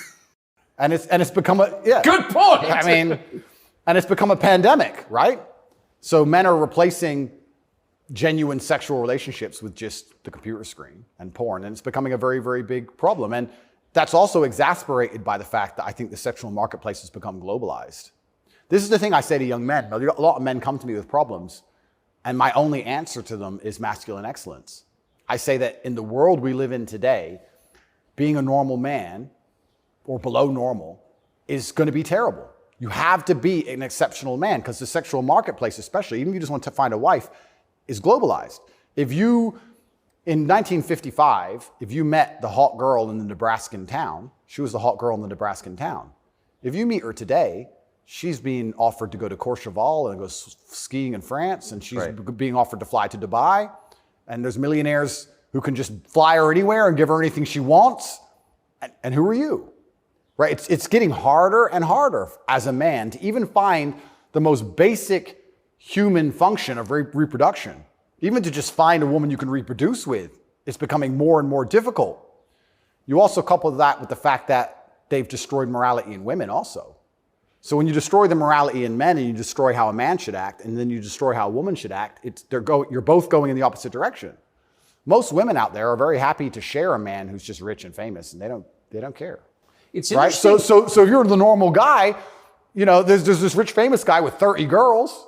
That's 29 dudes who are lonely, and they end up watching porn. And if you have a porn addiction or you have a problem with porn, you have a problem with yourself, because I guarantee if you were the kind of man you're supposed to be, you would have no time for that, and you wouldn't need it. I can confirm that's absolutely and utterly the case. Yeah. So the fact you even need porn shows there's a problem with you as a man, because if you were the kind of man you could be, and I genuinely believe that any man can become anything, then you'd have unlimited sexual options and you would have no interest in that. And I do want to make this clear to the world, because there's a bit of a misconception about my story. My father was in the military and then he left to become a professional chess player. He was a traveling chess player. You don't make money with that. My mother and father broke up at age 9. We moved to England purely because you get more help from the state. I was raised on welfare in Marsh Farm, which is the worst area of the worst town, Luton, with the highest crime rate. I went to a school with a 4% pass rate, single mother household effectively. Started from absolutely nothing, became a kickboxing world champion. Your mother was English? English, correct. So I started at the absolute lowest echelon of life, and I would like to consider myself somewhere near the top now. I've been through absolutely every stage. So when I say to men, you can become anything you want, and my answer to you is masculine excellence, there's no other answer. I can't tell you how to rig the game and cheat the game. If we're all racing a race and I have a Ferrari and you have a Nissan, I mean, sure, you can get a bit better at driving, but you're probably going to lose. You have to get a better character to play this game of life. So that's why I preach masculine excellence, because for many of the world's problems today, porn, sexual access, being respected by your peers, making sure that your wife's going to stay with you after the children are born for a very long time, that's right, being happy, anything, it all comes down to who you are as a man. The only answer is masculine excellence. There's nothing you can do besides hard work, accept the trauma and pain and suffering, and work harder than everyone else around you worked. And that's why porn's a problem. So I will genuinely say to any man out there who finds himself loading up that website, go take a look in the mirror and realize why no one wants to fuck you. Fair. And I said this to guys before, if you were a girl with all the choices she has, would you choose you? Think about it. And if you're honest with yourself, a lot of these guys, if they look in the mirror and go, you know what? No, I wouldn't choose me. Work out why and do something about it. Absolute and utter self-accountability. This is something that's also missing. I take accountability for everything in my life. Even going to jail, although it was unfair, although it's a matrix attack, although it's garbage, it was my fault. I sat there and go, what did I do wrong? How can I learn from this? Where is my part to play in this? What did I do? Because my actions are what I have the most control over. I have self-accountability for everything. If a woman doesn't want to sleep with me, I don't sit and say, women are this way, society's that way. I just sit and say, okay, why? What can I change? So any man who's loading up porn needs to go have a long conversation in the mirror and realize that he's not desirable or as desirable as he should be or could be. I come from absolutely nothing. I'm mixed race. My father was black and my mother's white. So statistically, mixed race, single mother household, bad area. I ticked every box to end up in jail. I ended up in jail for the wrong reasons. I guess you fulfilled your destiny. Can't escape statistics. I ticked every box to be a delinquent, and I refused to be one. I absolutely and utterly refused to be a delinquent. I said, no, that's not who I want to be. I want to be a superhero. And I know the only way to be a superhero is to, one, suffer, like Batman did, his parents died, and two, work hard. What does your mother think? My mother's exceptionally proud of me. She still worries because mothers worry. But even when we were in jail, she said, well, I know you're both strong, so, like, she knows she has men. She knows she has, That's pretty great. Yeah, of course. And I think that's what, I believe especially also, I think a man has a duty to his last name. I think we carry the last name. We have a duty to our last name. I am a Tate. I am my father's son. The reason my father is discussed so heavily is because of my monumental success. I keep him alive via my success. I would love to think my son does the same thing. They will talk about my son in a way where they're so interested in his life path that I must be discussed by extension, and then I live forever. So I have a duty to Tate. I have a duty to my last name. I must perform. And this is what I said to my mother on the phone. I'm a Tate. It's fine. Oh, but the conditions are bad. Yeah. That's life. And even as a man today, you're waking up, you want to load up a porn website. You should have respect for your last name, and you should sit and say, is this who I am? Is this what I do? A lot of this comes down to the things we discussed at the very beginning. Self-respect, honor, dignity. Well, you have no dignity? Well, I have too much dignity for that shit. And a lot of these men have no dignity, no self-respect. And it's all an extension. It extends of why they're never going to be who they could be and also what they do to cope with that. And yeah, porn is a coping mechanism. What do you think of women? I think women are some of the most powerful people on the planet, firstly. A lot of the conversations we're having, most people don't understand that women are the gatekeepers and women are the ultimate judges. Women are the ultimate judges, especially of sexual access, right? So when I say that maybe 40% of the letters I got in jail were from women, just love letters. Perfume on them and kiss marks. And the traditional masculine role is still respected and loved by so many women. If you were to ask the average woman on the street who hasn't lost her mind, what she wants in a man. She would like to be financially provided for, physically protected. I love women. I think they are the most powerful and precious things on the planet. They give life. But I believe that when you love a woman, you should want to protect her and provide for her and take care of her. I don't believe you love a woman by wanting to do everything she says and cucking to her. I don't believe that because I love women, I should have no standards on what I expect in a woman. I don't think loving women is sitting there going, a woman can do whatever she wants to me and I put up with it. I don't think that's loving women at all. I think loving women is saying, I'm going to be the best man I can be. And the only way I'm going to be a good man is with a degree of standard. And I'm going to be the best man I can be for you. And when I say these things, I get attacked for being a misogynist. Because Well, how is that? I think misogynist means someone who hates women. Correct, because I have conversations with women who are, let's say I've done some podcasts with women who are very promiscuous. And I've explained to them that since the dawn of human time in every single society across the planet, promiscuity in females has been frowned upon. Yes, that's true. It hasn't been frowned upon in men, but it has been in women.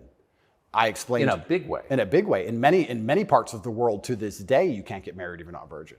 I'm not saying all women should be virgins. I was explaining to her that female promiscuity has always been hated. In every holy book, it's disliked. You've bought into this new think for the last 10 years, and you seem to think it's empowering. And I would argue that it's not empowering. And I sat there and had a conversation with this promiscuous woman, and I said to her that she is doing herself a disservice, and she's dishonoring herself, and she's never going to be happy or fulfilled jumping from bed to bed.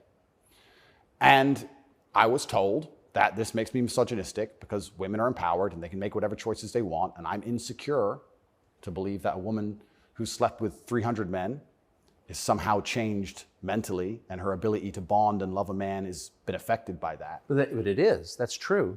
Well, unfortunately, you're going to end up in a Romanian jail cell for being a misogynist. No, I mean, I love women. And so I've seen it, and that is true what you said. The thing that's interesting is that women intrinsically understand this. Yes. Because if you see a woman dislike another woman, what's the first name she calls her? Slut. It's the first thing a girl says to a girl she doesn't like. It's the biggest insult that comes to her mind is that she's promiscuous, right? So it's interesting, but I've been called a misogynist for that. And then I've been on the internet for a long time. I've made some jokes. I've made some videos, and people don't understand satire or comedy. There's one that they keep repeating. I made a joke. Next to my bed, I had a Glock, like many people do, and then I had a knife next to my bed, and there was a comedic skit where it said, the girl caught me cheating, and she picked up the knife, and I slapped it out of her hand and said, you still love me? And they cut the bit out where I talked about the girl attacking me with the knife. They just took the bit where I say, slap the knife out of her hand, you're the boss, da-da-da, and he's a misogynist, and it's just taken out of context. And that's another thing that's happened to me, and I am aware of this, and like I said, I take absolute self-accountability, but the way you make jokes and make videos when you get 100 views is very different than the way you would make a joke or make a video when you get millions of views. And when they're trying their best to they'll look at a 4-hour video and find 3 seconds. I'll give you an example of it, where it hurt me very recently. I did a podcast where I was discussing corruption. I discussed which country I believe is the most corrupt country in the world. They start a lot of wars. And the answer to that by the person I was discussing it with is, well, you live in Romania. Romania is corrupt. I said, Romania is corrupt, correct. But I don't think there's certainly corruption, but they don't start monumental wars which end up in millions of deaths. I would argue that their corruption, because a policeman stops me and I can bribe my way out of a parking ticket or a speeding ticket, is far less destructive. So we discussed this at length for hours. They cut out the bit where I said Romania is corrupt and showed it to the judge. That kept me in jail. Ooh. Yeah. So, and that's my problem in a nutshell. Long format content, people will find a little bit, edit it up and try and attack me with it. And that's where this whole misogynistic things come from. It's either from me arguing with promiscuous women on podcasts designed for promiscuous women to argue their point, and I destroy them so flawlessly that I'm a bad person, or something taken out of context. And it's insane because, like I said, the amount of support I get from women is actually monumental. The amount of mothers who write to me and say that their son's doing better than ever. The amount of women who write to me and say that their boyfriend's doing better than ever. The amount of women who love me and just want to meet me. This idea that I'm hated by women is probably the biggest lie about this whole story. I don't want to brag, but I can assure the world that's absolutely not true. I had thousands of letters of support from women. In fact, there was one girl, never met her. She would play love songs from her car outside the jail. So she'd put the music on and play love songs. And I managed to tweet out via my cousin the songs I wanted to listen to. Whitesnake, Is This Love? And and she'd play them for me. Never met her. Don't know who she is. So you're in a Romanian prison cell requesting Whitesnake on the radio in the car outside. Correct. And some girl would pull up and put kind of a surreal moment. Put her speakers on full and play me my love songs for a good 3 or 4 minutes before the police would come and make her move. I got a song a day. But yeah, this idea that I'm universally hated by women is insanity. That's not true. So you said you're a mixed race. Your dad was black, your mom was not, was white English. What do you make of the race conversation in the United States? I think it's deliberately, they're trying to put fuel on the fire and they're deliberately trying to accelerate division. This is what I believe. I think that if a black billionaire and a white billionaire meet somewhere, I don't think there's much conversation about race. I don't think... No. I don't think there's any racism. No. Interesting, no? They're not that interested in the topic, actually. They don't care. Right. But amongst the lower echelons of the populace, they seem very interested in trying to turn us all on each other. Yes. I wonder why that is. And I wonder why they deliberately make laws and push media matters, which are designed to do exactly that. I wonder why that is. We can sit, and I have my own theories. But I think what certain people in the world would be most afraid of is the white people of a certain economic class and the black people of a certain economic class shaking hands and saying, this is bullshit. I think that would be very intimidating for them. So it's certainly accelerated. And it's also very interesting because as a mixed race person, I will also sit and state, I don't look particularly black. Most people can't guess where I'm from. I've had more discrimination against me for being a straight male than I've ever had for my skin color. I've had more people look at me or have problems with me purely because of my sexual orientation and my generally masculine essence than I've ever had anybody say anything about my skin color ever. And I'll also say, if somebody has a real problem with my skin color, who cares? If someone's that ignorant, who gives a shit? It's also, I do find it amazing they manage to psyop people into being so brutally offended by it. If someone were to come up to me and say, you're not white, I'd say, correct. Have a nice day. Who cares? It's amazing how they've got everyone wrapped up in this. But yeah, it's certainly accelerated. Another thing that's very interesting about it, especially in America, a lot of Americans are insulated to, I feel like, world history. Yeah, I've noticed. You know, they're like, oh, slavery, slavery, slavery. Slavery was everywhere. Every country had slaves. Arabs had slaves, the Chinese had slaves, Aztecs had slaves. Everybody had slaves. The American Indians had slaves. Everybody did. A lot of slaves. Correct. And they're like, oh, we've been enslaved. Everyone was enslaved. Unfortunately, the world wasn't such a nice place, right? And there's been ethnic divisions in every single country on earth since the dawn of time. There still is in many countries in the world today. They believe this is a uniquely American issue.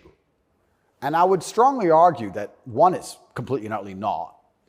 And two, I think that if you are black, white, Asian, I think if you stand up, self-respect, work hard, try your best, turn up on time, firm handshake, don't make excuses for anything, don't look for an easy way out, no matter what your skin color is, in America or England or any other Western nation, I think you can be extremely successful. I don't think anything's stopping you. That's not the message you get from, say, Kamala Harris, who's also mixed race. Her dad was Jamaican, her mom was Indian. Yeah. But race is really at the center of her identity and her politics. What do you make of, say, Kamala Harris? Well, let's look at why they purport the idea that depression is so powerful and that you can just catch it from the sky and now you're permanently depressed no matter what happens to you and there's nothing you can do about it and you can't improve your life and you can't be a better person, right? It's that self-limiting belief. I think by also pushing this racism argument, it's also very much the same thing. I think if you adopt that mindset, if you wake up and you're a particular color, you're purple, and you believe purple people can't make it, what's your chance of making it? Zero. Yeah. Right? So that's what's so destructive about it. This is what I'll even argue when I argue this point with people and they try and say, oh, but this happens, and they pull out these statistics and all this garbage from the Matrix. I say, listen, even if the world's racist against purple people, the best thing you can do is be such an exceptional purple person that they need you they need you. The only answer is hard work. The only answer is self-accountability, masculine essence, honor, dignity, making your ancestors proud of you because you hold the same last name as them. The answer is the same regardless anyway. But when people like Kamala are pushing this racism agenda, they're trying to say to people effectively, you'll never be anything, and you don't stand a chance of ever being anything. And I think that that makes people who aren't anything feel a little bit better about themselves. It's cope. And that's the only fans she has left, are losers who she's told it's okay to be a loser because there's no way you could have not been a loser. And I will argue you could have been something a lot more than that. And you shouldn't listen to anybody who tells you you're not going to be a loser. If someone were to come to me and say, Andrew, you're mixed race, you're from a single mother household, you're never going to be rich. I'll say, watch me. I don't believe you. I don't believe you. Who are you? So everything she's saying is one, wrong. Two, it's destructive to believe in. Three, I think it's her last hope at having any kind of fan at all because she's largely incompetent. I don't think I've ever heard her put a compendious, coherent sentence together. And perhaps also, maybe that's the reason why she leans so heavily on race, because she's not impressive or competent. So she can say, oh, but I'm this color and I did it, instead of actually talking about how good of a job she's doing. Because if you have to discuss that part of her career or that part of her current life path, I think she'd be in a lot of trouble. I want to show you video of Joe Biden's challenger for the Democratic primary, Robert F. Kennedy Jr.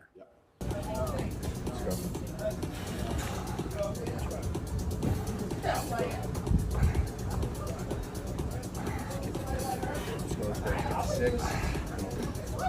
Run it. Let's go. Up. What do you think of him? I think a strong body is a strong mind. I don't think there's anything wrong with a man exercising up until the age he dies. Why wouldn't he? I think that the bottom line of masculinity since the dawn of human time has been a propensity and a capability for violence. I think that's what makes a man a man. I don't see any possible negative connotation with being in good physical shape. I think that's a fantastic way to show discipline, which is very important, and any man who's important, especially a world leader. In fact, I love the idea of an elected world leader being in fantastic physical shape. I think it shows that they're a motivated, disciplined person, and I have a lot of respect for him for that. And I think that in the military, we make it mandatory, right, to be in fantastic physical condition. Yes. So why wouldn't we have it mandatory for people who are in charge of the entire world? I think it's fantastic. The President of the United States seems to be failing physically. As you look back at the country whose passport you hold, at the president, what's your reaction? Well, sometimes, and it's not very often, I consider myself ignorant, but I feel like there must be some magic I missed, because wasn't he the most voted for president in history? Oh yeah, billions of votes. Yeah, there must be some magic I just can't detect, Tucker. I don't want to. More than Barack Obama, 81 million votes. It's insane. And I mean, Barack, yeah, sure, he was very intelligent, articulate. Yep. He was concise and compendious with his ideas. He could make you understand how he thinks. Yes. But Joe must be better in some way. I can't seem to see how, and I guess the fault is with me. I don't know what to say about that one. It's one of those lies that's so ridiculous that you're just like, I don't, okay. He got more votes than Barack Obama. Shut up, he did. Shut up. Excuse me. I want to get your take.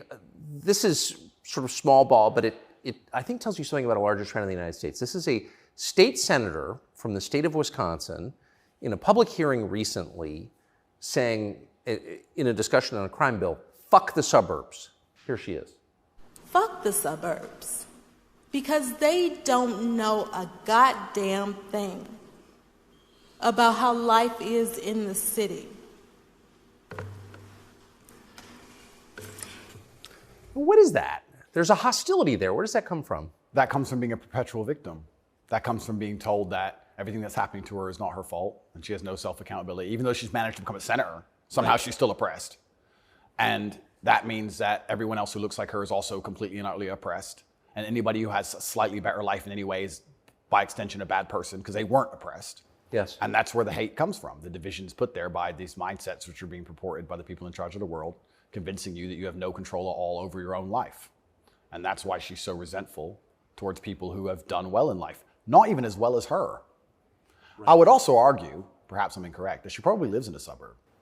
Of course she does.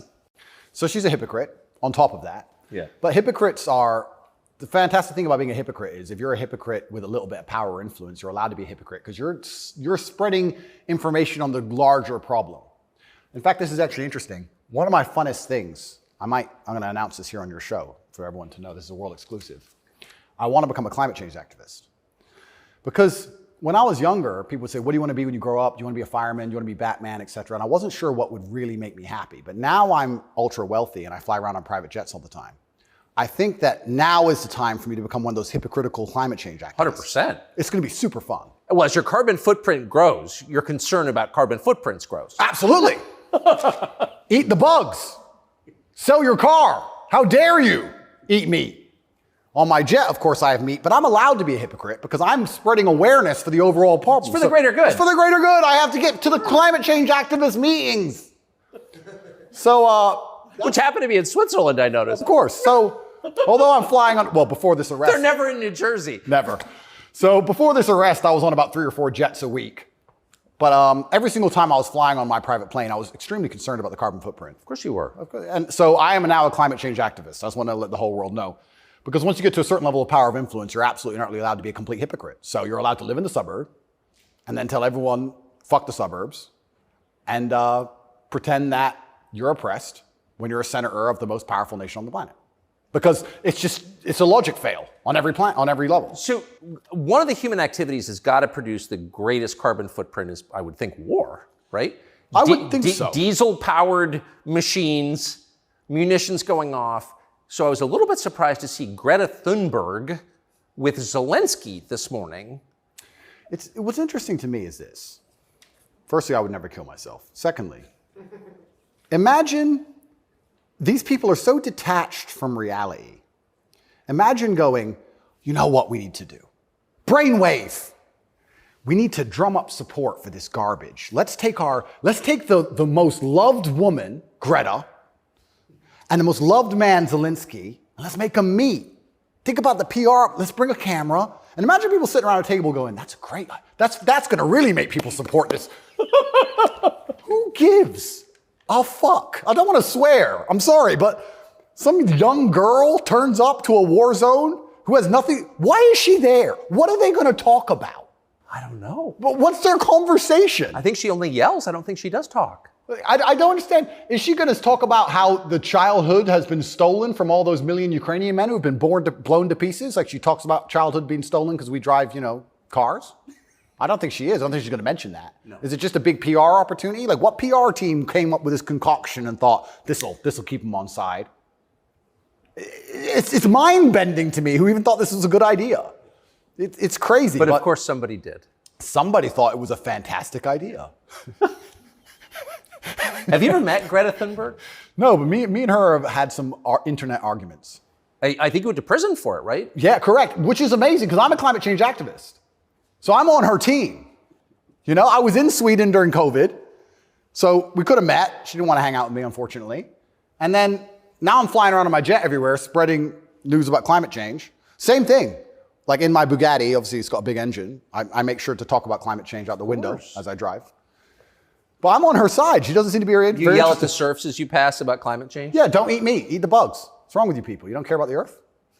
Like, if you don't start caring about climate change, all those politicians with beachfront property are going to lose their houses. Yes. And they're very concerned about climate change, which is why they bought their houses on the beachfront, so they can be the first to let you know it's coming. The early warning system, right?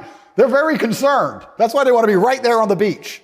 Quite honorable if you think about it. Kind of on the front lines of the climate crisis. Absolutely. Lead from the front. So good. But one more point about this. Sorry to go on and on. No, I love it. But when I say these things, people, you don't care about the environment. And I try and explain to them, I love nature. You love hunting, fishing, you love nature. I love nature. Passionately. The problem with all of these things is not that I don't like nature. The problem is that nearly any issue which appears to be virtuous on the planet today is Trojan horsed with garbage. That's the problem. I have no problem with fixing or maintaining or preserving nature.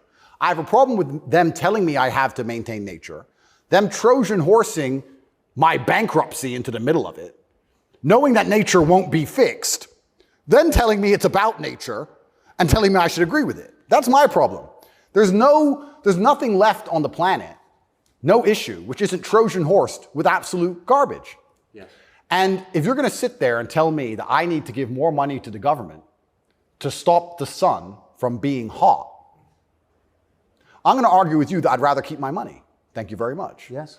So this is the problem with all these issues. It's nearly anything. When I argue against them, people are like, you don't care about the issue. I do. But you're not smart enough to understand that the legislation around this issue is so large, it hasn't even been read by most of the people voting for it.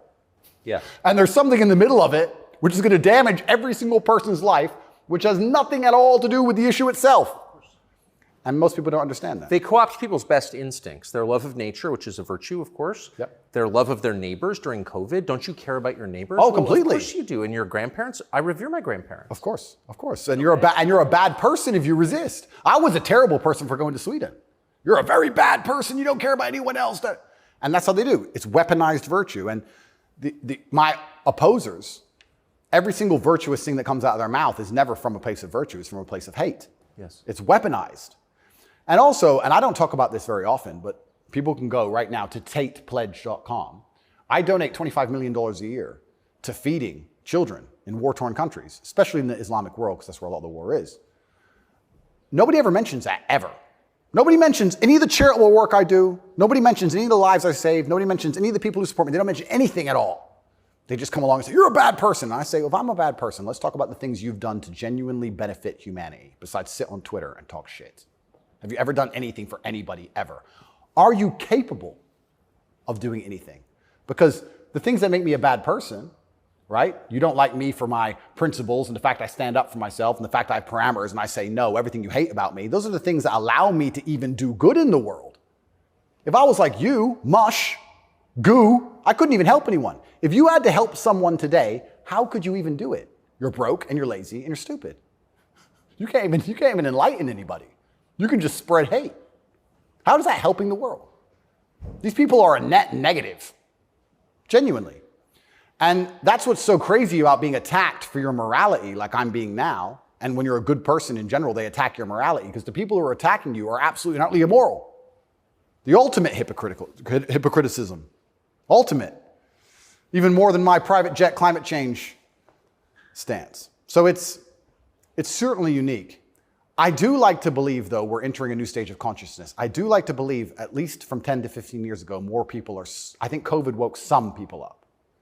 I do like to believe the MSM credibility is tanking in real time. Trump helped massively. Fake news. 2 words. Before Trump, when did you ever hear fake news? I didn't really hear it that often. No. Fake news, fake news, fake news. And he did a fantastic job of that, and he's starting to wake people up. So I'd like to believe there's a degree of us winning, but I just want to make it very clear to the people who attack me and the people who attack anybody who stands up for what they believe in, a lot of their virtue signaling is just hate peddling. And when they can't call you unsuccessful and they can't call you stupid, they have to find a way to hurt you. And the only way they can do that is to say you're a bad person. I've noticed. Yes, I have. So here's Joe Biden expressing his concern about how Putin is doing in the war in Iraq. Interesting. It's hard to tell, but he's clearly losing the war in Iraq. He's losing the war at home. And he has become a bit of a flyer around the world. Do you think Putin is losing the war in Iraq? I don't think he's losing the war in Iraq. I don't think he's fighting a war in Iraq. Okay. He also said he's losing the war at home. I don't think he's fighting in Russia. And I'm also not sure he's losing. So it's a pretty interesting statement on many levels. It's scary. You know, it's a joke, but it's scary. Because I would never kill myself, but I think the reason he was put into office is because he's incompetent. Yes. Because that makes him easy to control and influence. That's what's most scary. It's not scary that he's become incompetent in office. It's that they looked at him and goes, that's who we need. That guy. That's what's most scary to me. Does it surprise you that the weakest president is also the most destructive? Weak men are always destructive because hurt people hurt people. Yeah. I don't know, I heard, someone said that to me a long time ago. Hurt people hurt people. They were talking about a relationship. And I said, that's true. If your heart's been broken, you're probably going to be a bit of an asshole and break someone's heart, hurt people. And then I thought, well, if you're a weak man and you're going through life and you don't have the strength and resilience to resist the trials and tribulations of being a man, and you're constantly hurt by everything, and you're constantly upset and depressed and sad because you're weak, how could you possibly do good? Hurt people, right? To do good, you have to be a good person to begin with, and to be a good person, you're virtuous, and you've gone through a lot of things that made you strong. This is what's mind-bending to me, that the idea that strong men are somehow bad. And it's the ultimate hypocrisy, because as soon as something happens, especially physically, as soon as a liberal is attacked, they call the police. Defund the police! Call the police. Don't be masculine. Police officer, they want a big, strong man with a gun. Guns are bad. They want him to have one, right? So the ultimate hypocrisy on every level is absolutely and utterly insane. At the base realities of humanity, the absolute base reality, strength in men is respected and wanted. And I think that the closer you get to unfortunate circumstance, the closer you get to reality. They go hand in hand. And then everyone's looking for the strong men. So strong men should always lead, I believe. And for a longest period of human time, that's how society functioned. The strongest men led. But in the Western world now, that doesn't seem to be the case anymore. And weak men are emotionally led. They're not particularly stoic. They're impulsive. And I would say that the most heinous acts, perhaps, that happen in modern society today are purported and committed by weak men. I don't think a school shooter is a strong man. I think it's a weak man.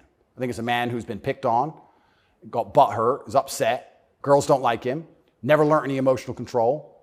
He's the kind of person who does exactly what the TV tells him to do. Act out your feelings, cry when you want to cry. Well, now he's angry, so now what? You told him to act out his feelings. What do you expect him to do? I think that weak men do the worst things. I think weak men hurt women. I think weak men rob stores because they don't want to wake up and work hard and go to work and do it the honorable way. It's a weak man who goes and steals. It's a weak man who beats the shit out of a girl. It's a weak man who shoots up a school. This is all weak men stuff. And society as a whole is telling men to be weaker and weaker, saying it's somehow the solution to everything because being a man is toxically masculine. Being a strong man is bad. It's toxically masculine. To be a good man, you have to be a very weak one. Well, look at the most heinous acts that are committed in society. Show me a strong, honorable, virtuous man of principle who's doing any of this stuff. So weak men commit the atrocities in this world. Absolutely they do. And it's weak men who also attack anybody of virtue, because I think when you're weak, you're intrinsically unhappy. Yes. I don't think as a man you can be happy if you're weak. I think happiness and strength go hand in hand. Yes. I think that's how we're supposed to be, right? Even strength of mind, strength of conviction, strength of something. If you're weak, you're going to be miserable. So I do find satisfaction in the fact that most of the men who truly dislike me are miserable and weak. And also, like I said earlier about women being gatekeepers, women are fantastic. Women are they're like a barometer for society. I would say you can measure the strength of a society or the virtue of a society or how decayed a society is largely by the actions of many women. I'd like to argue that point. I can argue that point in many different ways. But women really want their man to be strong. Of course. They will punish you for being weak. And I'm not saying you can never cry to your woman. I'm not saying you can never open up to your woman. But there's going to become a time where she expects you to just be capable. There's a problem. And even if you don't know how to fix it, your job as a man is to say, I'll handle it. Even if you have no money and no hope. And to go find a way to fix the problem. If you're weak and go, I don't know, she becomes very resentful towards you. And she'll punish you for that weakness. And I think what she's trying to do on an evolutionary standard is inspire you to man up, because it's your job to protect her, isn't it? Of course. So if she sees you and looks at you and doesn't see you as a man who can protect her, she can't respect you. So every survey of female happiness in the West shows just a straight decline since about 1970 till now. Women are becoming less happy in the West. I think it's very obvious. What accounts for that? How can you be happy when all the men around you aren't men, right? We are the most beautiful union that God has possibly created on the planet. A feminine woman and a masculine man. It's the most beautiful union that can possibly exist. It raises children the best. Both parties are happier. Both parties gain. It's a net positive for everybody. There's no negative. There's no downside. But if you destroy one side of the equation, then the other side is going to be completely and utterly miserable and unhappy. How as a woman can you be happy if you can't find a man who you believe can protect you, provide for you, sticks up for you, has morals, has principles? There's none of those men left. So then what they do is just go from man to man trying to find it. And by the time they've been through enough men to maybe find someone semi-close to it, they've been through too many men to ever be happy. And then you have the absolute destruction of Western society. We talk about why men don't get married anymore. I can tell you why I wouldn't want to get married in America. I don't see the point in being married to a woman who's had so many partners before me that she can't properly pair bond with me, and then giving her the opportunity to financially destroy me. I think that would be a bad chess move. And I do believe in marriage. I think society would be better if everyone was married. I'm saying that if you're living in an immoral society, being a moral person, if you're not careful about it, you can get wrecked. If the game is rigged, you have to be very careful if you play it. So how do we encourage men to get married? Well, they need to be worth marrying, but so do the women, right? So everything's decaying on both sides. Everything's spiraling. One of the reasons I also got called misogynistic, and I'll say it here, I argue the point that for the longest period of human time, evolutionarily, women had to adopt and find a way to take the ethos of an opposing tribe perhaps quicker than a man could because of war. If the men would fight and a tribe lost and the women survived, they had to change how they thought to fit in with the new tribe to survive. Yeah, because they'd be carried off. Because they'd be carried off. Of course. Like the French women were sleeping with Nazis towards the end of it. Towards the end of Paris occupation, all the French women were sleeping with Nazis. When the Nazis got kicked out, the French women had all had their heads shaved because they got caught hanging around with German soldiers. The German soldiers killed their husband. 3 years later, they need to eat. So the German soldiers have a wage. He's handsome. It's amazing how quickly they can adapt. And that's for their own survival. That's fantastic. But then if you extrapolate out and you understand that to be true, then you also understand that women are more susceptible to programming to a degree. I got called misogynistic by saying that if you sit 100 men and 100 women down in front of propaganda, I believe that women are more likely to believe a lot of that. I think a lot of liberals are female. They're more emotional. And it's easier to convince them of something if you use an emotionally led argument, right? So if by extension you now have women who are emotionally led, who are being convinced and their logic is failing because they're being tricked with an emotionally led argument, and the man they're meeting has no principle and no honor, and he can't resist that, she's in charge of the house, well, now she's telling the man what to do, right? If I would have come home during COVID and my woman said, you need to wear a mask, I'd say, no, I don't. End of conversation. Where if I was a simp, you need to wear a mask. Okay, baby. Don't. All right. So the women are also largely in charge of the psyop because the men are so desperate to get any kind of connection with a real person and avoid the porn screen. And then these women are being controlled by the mass media as a whole. I say this to, I have children. I don't talk about it often. But I say to the mothers of my children, I say, look, either we program their minds or society does. Who do you believe in? Everyone is being programmed by somebody and something. Me, you, everybody. We're all programmed by someone. To sit and think you're above programming is incorrect.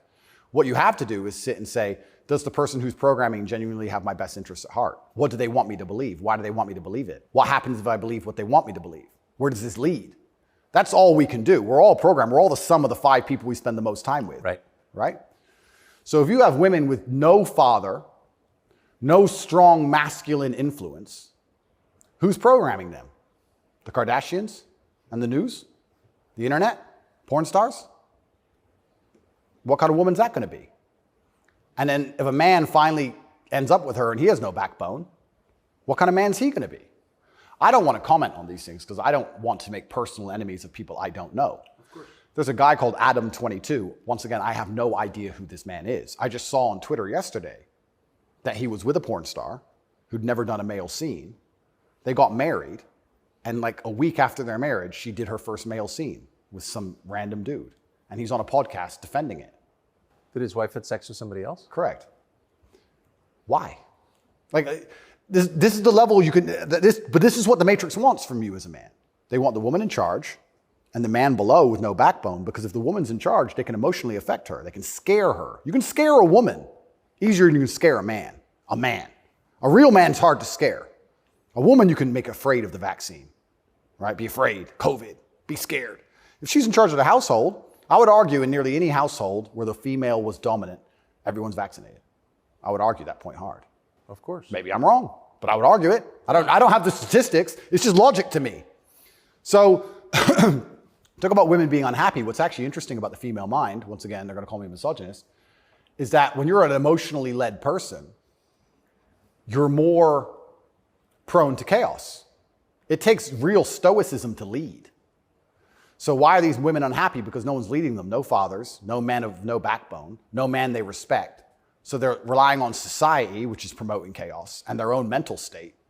Women will say all the time, my period was coming up, so I was crazy. Like, they'll say that themselves. So without any kind of hard rock of emotional security, to give her a hug and say, don't worry, baby, calm down, it's okay. When you have no hard rock of emotional security and you leave her to her own devices, she's going to be, to a degree, chaotic. And you know who told me this? A woman said this to me. A woman said, most women are closer to a mental breakdown than you possibly believe, day by day. I was like, really? She goes, yeah, and that's what I love about my husband. He makes me feel happy and secure and safe. If I'm starting to have a problem, I know I go to him and he makes me feel safe. He's my rock. There's a woman said this to me a long time ago. Yes. So why are women miserable? Because where are they going to get their happiness from? Where are they going to get their emotional stability from? It's not their job. I don't believe it's a woman's job to be emotionally stable. It's a woman's job to do many other very important things that men can't do. More important. They're better than men at a lot of things, women are. But it's our job to be emotionally stable. Women are better than us at certain things. We're better at other things. And that's why as a team we're so powerful. To sit and pretend we're all the same the whole way through, then why do we even need each other anymore? Well, I don't think we do.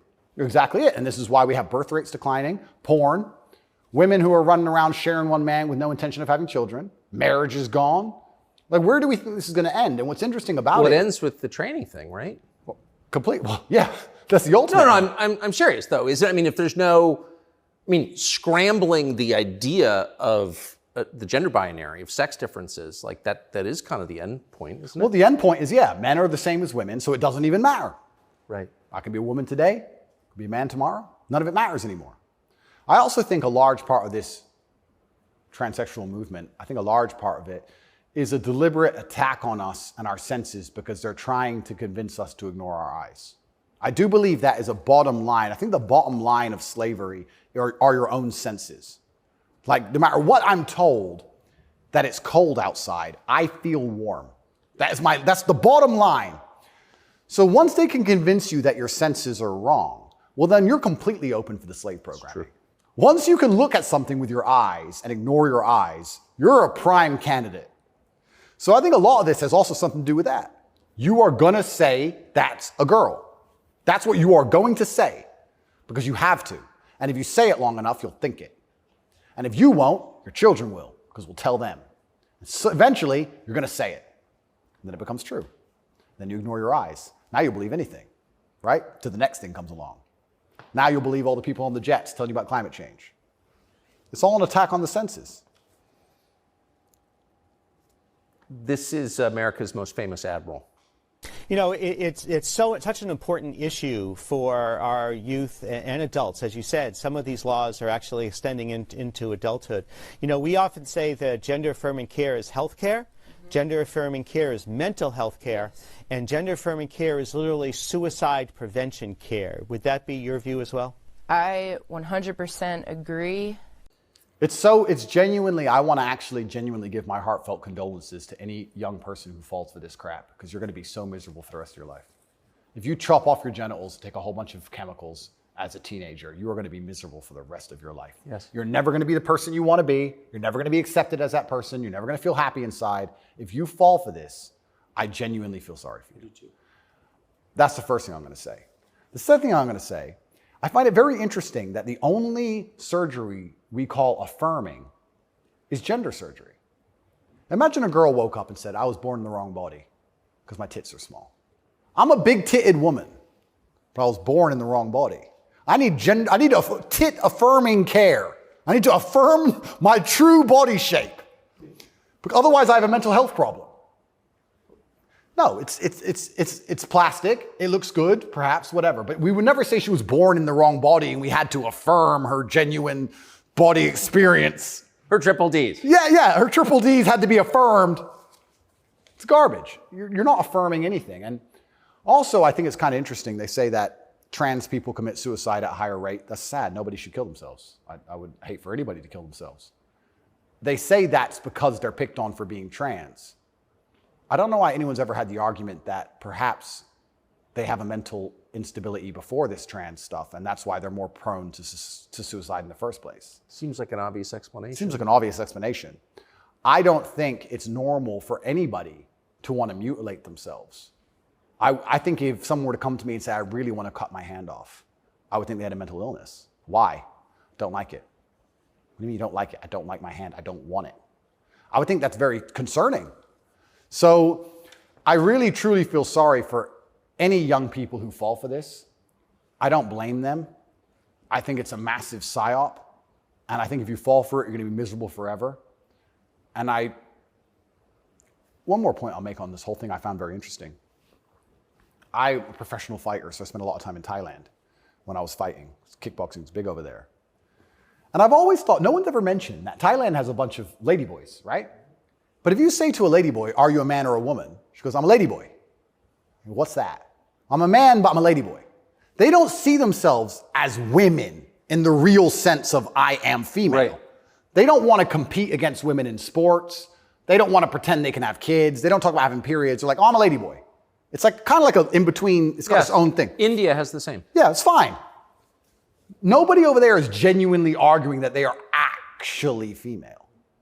Only in America are we doing that. And that's what's the craziest thing of all. Even if you truly, truly believe you need to change gender, and you truly believe it's the right path for you, and you believe you're not being psyoped, and you believe you're going to be happy, and you believe you need to mutilate yourself, that's all fine. But then to come along with the hubris and arrogance to tell me that I have to pretend you're something you're not, biologically. That's right. That's absolutely and utterly arrogant. You can't tell me what I have to call you, right? I'm allowed to come to my own conclusions and opinions. And the whole point of being a human is that we've gone through life long enough to identify patterns. Imagine humans didn't identify patterns. One person went and got ate by the lion. You watch it happen. Then you go for a turn. Like, no, you work out over time. Don't go near the lion, right? If I look at a person who's 6'4", muscularly built, right, with a big jaw and a beard, my brain and my life experience tells me that's quite often a man. That's very often it is. Very often. That's the conclusion I've come to. To come along and say, no, because I've decided to do X, Y, Z, you have to ignore all of the patterns you've identified throughout your entire life and everything you believe to be true. You have to throw away all the science and your entire worldview and everything about how you view the world. You have to eject that from your brain and call me what I want to be called is extremely arrogant. And if I went through the world and said everyone had to call me King Andrew, they'd tell me, shut up. Why? If they can get called whatever they want, I should be able to get called whatever I want. I want to be King Andrew, #1 savior of Earth, climate change activist. That's what I want to be. And if anybody calls me anything else, they're a bigot. That's what we're going to do. If we're going to go down that path, I'm going to make sure that my title is good. Lord of all beasts of the land and fishes in the sea. The most honorable man who's ever lived. The fastest human alive. Who cares? Doesn't matter that I can't run fastest. It doesn't matter, Tucker. I'm the fastest human alive. You must affirm my belief. I'm the fastest man alive. Greatest man in show business. Sorry, Tucker. Best political commentator there's ever been. Let's just go down this path of insanity. Why not? Walk around with stickers on our head. It'd be great. It'd be fun. The scariest thing about all this stuff is that the world is still polarized to a degree because there's certain places in the world which are too close to baseline reality for survival, for any of this garbage to fly. You think you can go to Tajikistan where people are trying to eat and talk to them about gender and all this garbage? They'll be like, listen, you're a man, this needs doing. Shut up, right? There's no time for any of that. So as the Western world is self-destructing in real time, there are places in the world where none of this crap is happening. So who's going to own the world in 100, 200 years? Like, it's still competitive to a degree. It's still bipolar. There's two sides to the world. I think that when men are men and women are women and we stop arguing about dumb shit, that society overall is more competitive. I don't know how America's going to maintain its influence over the entire planet when it's doing all this garbage. How long can this possibly last? Not long. Not long. It's like the fall of Rome. The fall of Rome, everything became decadent, endless sex and orgies. No one had enough faith in the state to join the army anymore. And people talk about barbarians destroying Rome. Rome was destroyed from the inside. That's what happens. And we're witnessing it in real time. And we have all these problems on Earth, and then they want to spend millions and millions of dollars on an investigation to prove that I'm a human trafficker for TikTok. It's clown world. Nothing even makes sense anymore. This is a video from a recent Pride March in New York, and I'm interested in your view of it.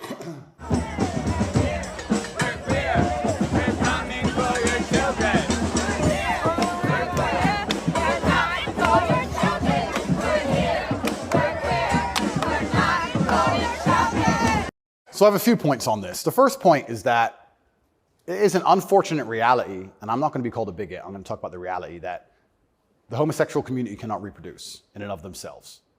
So for them to have a community into the future, they do need your children. That's how they think.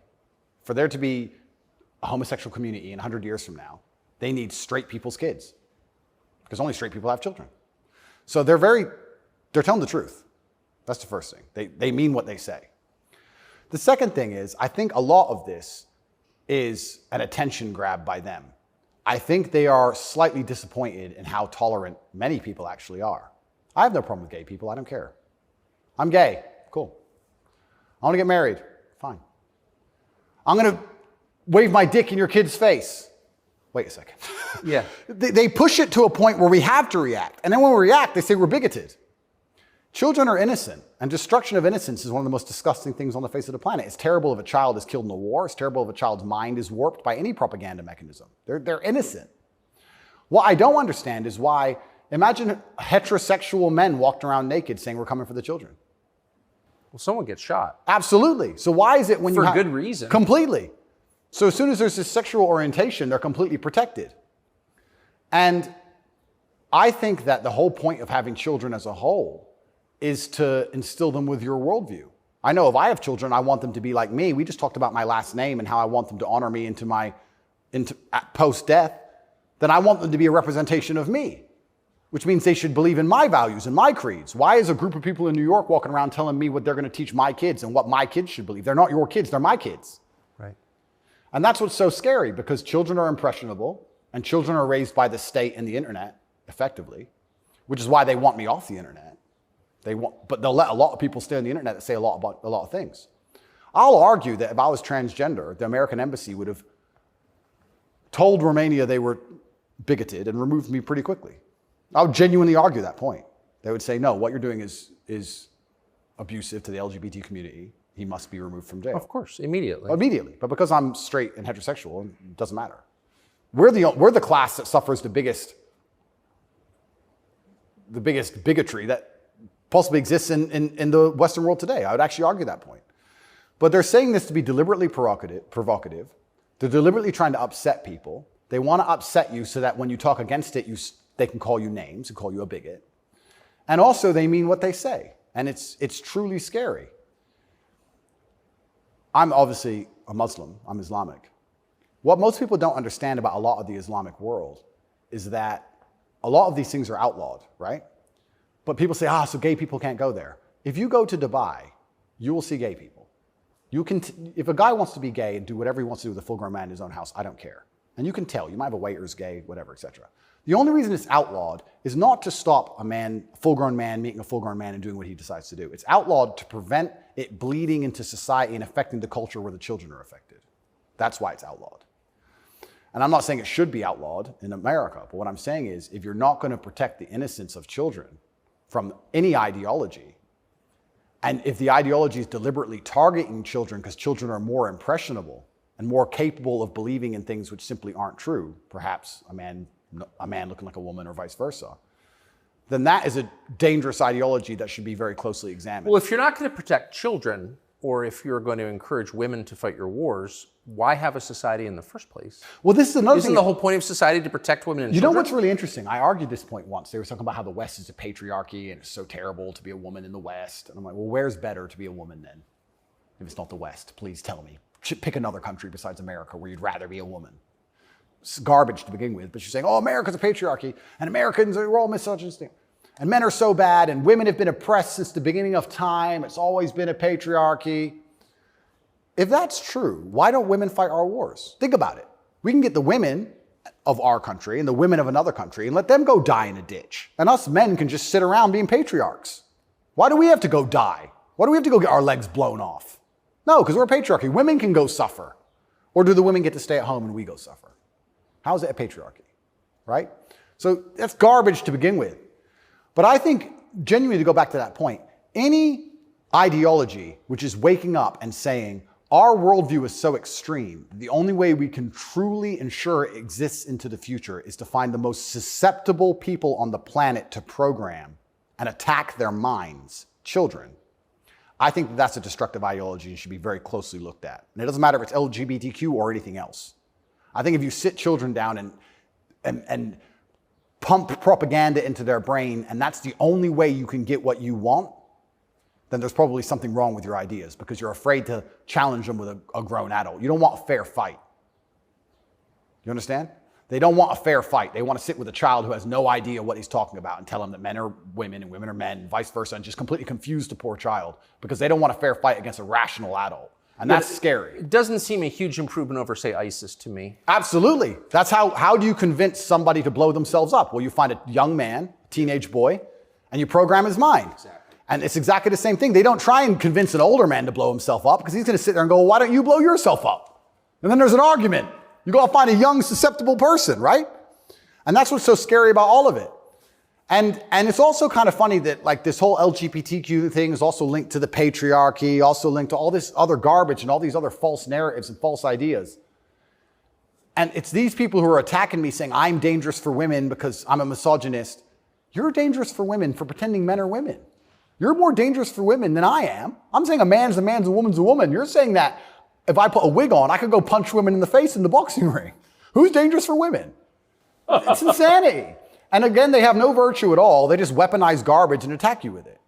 But I do think that children have to at least be the bottom line for society. That's the future. And if you have children at home, you're raising them. And if you struggle to feed them, the government doesn't care. They are yours, and they're your problem and your responsibility, and you deal with all of the stress and all the worry of them being out late at night and all the responsibility of taking care of them, and you went through hell for them to exist. You don't owe their minds to anybody else.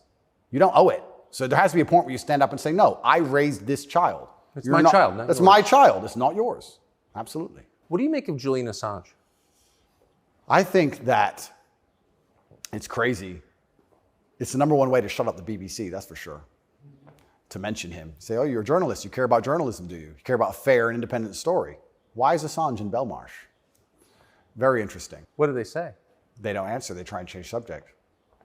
They always do. I did it. I stole it from the Azerbaijani president. He started it. I saw that. Yeah, it's great. Do you know him? I don't know him, but I've seen enough of his interviews to like him. Me too. Yeah, I like him. And this is what I'm saying about the world. There's so many places in the world where they still live very firmly in the real world. All of this garbage is just the result of the very simple, easy lives that we have. Inside the movie The Matrix, which I recommend you watch, the agents say, we tried to create a utopia for the human mind so that your mind is in a utopian state and your body can just be used. But the human mind rejects utopia. We created the world in 1999 at the pinnacle of human civilization before machines took over because the human mind needs struggle and it needs problems. Otherwise, it rejects it. Yes. And I kind of feel like there's a whole bunch of people trying to just find problems and find struggle in their lives because they don't have enough motivation to do something that's genuinely difficult, like, help people. But they can't live in this state of complete vegetation. That's so right. then they wake up and say, oh, I'm oppressed. My pronouns. How much energy must it take to go through life trying to correct every person you interact with to call you Z? Think of the calories burnt. I can't think of a bigger waste of time. Think of the calories burnt. Every Starbucks employee, it's actually Z. Correct. You are a moron. And you are just wasting so much energy. You could put that towards something beneficial. You could volunteer. You could go to the gym. There's so much more you could do with instead of walking around and talking about Z. You sound like a dumbass. But they're just finding struggle because they don't have any actual important struggle in their lives. And that's why it only exists in the decadent West. Do you think the coming famine will change that? Absolutely. I would argue that when the famine comes, I think all these feminists will look for a strong man of resource who is stoic, who has a good network, who's capable and important and respected. It's amazing how quickly feminism disappears. In fact, there's a podcast I did called Fresh and Fit. And I did this podcast in Miami, and I was arguing about gender roles with 7 girls.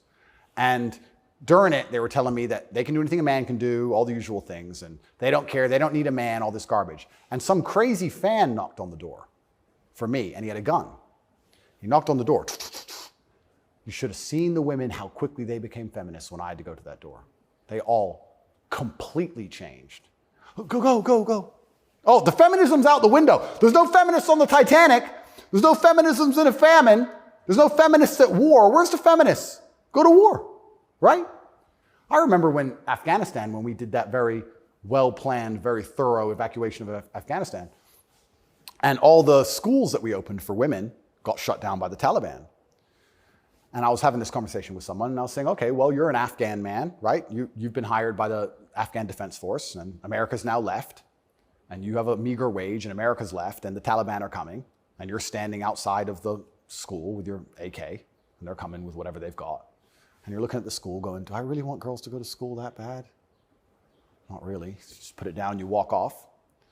And this girl's like, yeah, but you know, it's really important. And I'm like, yeah, it is very important. I agree. Women should have education and right the education. Completely agree. But you're also saying here that men should die for it, which is fine.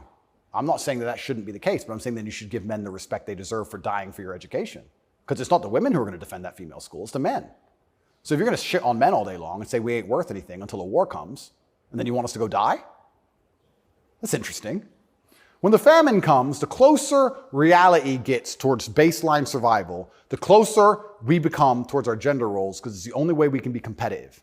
If you took 10 men and 10 women and stranded them on a desert island, the men would be men and the women would be women, because if they didn't, they would die. That's the bottom line. And I think that if you look at history, since the dawn of time, men were masculine, and also men, by and large, were generally ruling the society, not in an oppressive way, but in a protective way.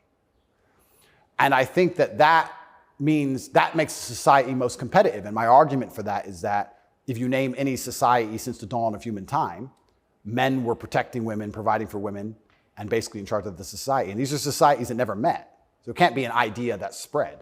The Ming dynasty and the Aztecs, they're pretty far away.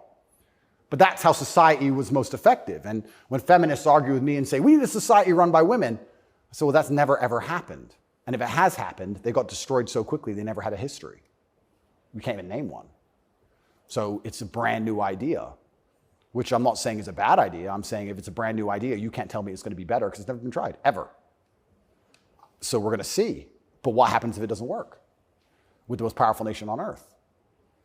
Right? So we're feminizing men and women have more and more control and more power, which is fantastic. I'm saying this is untested.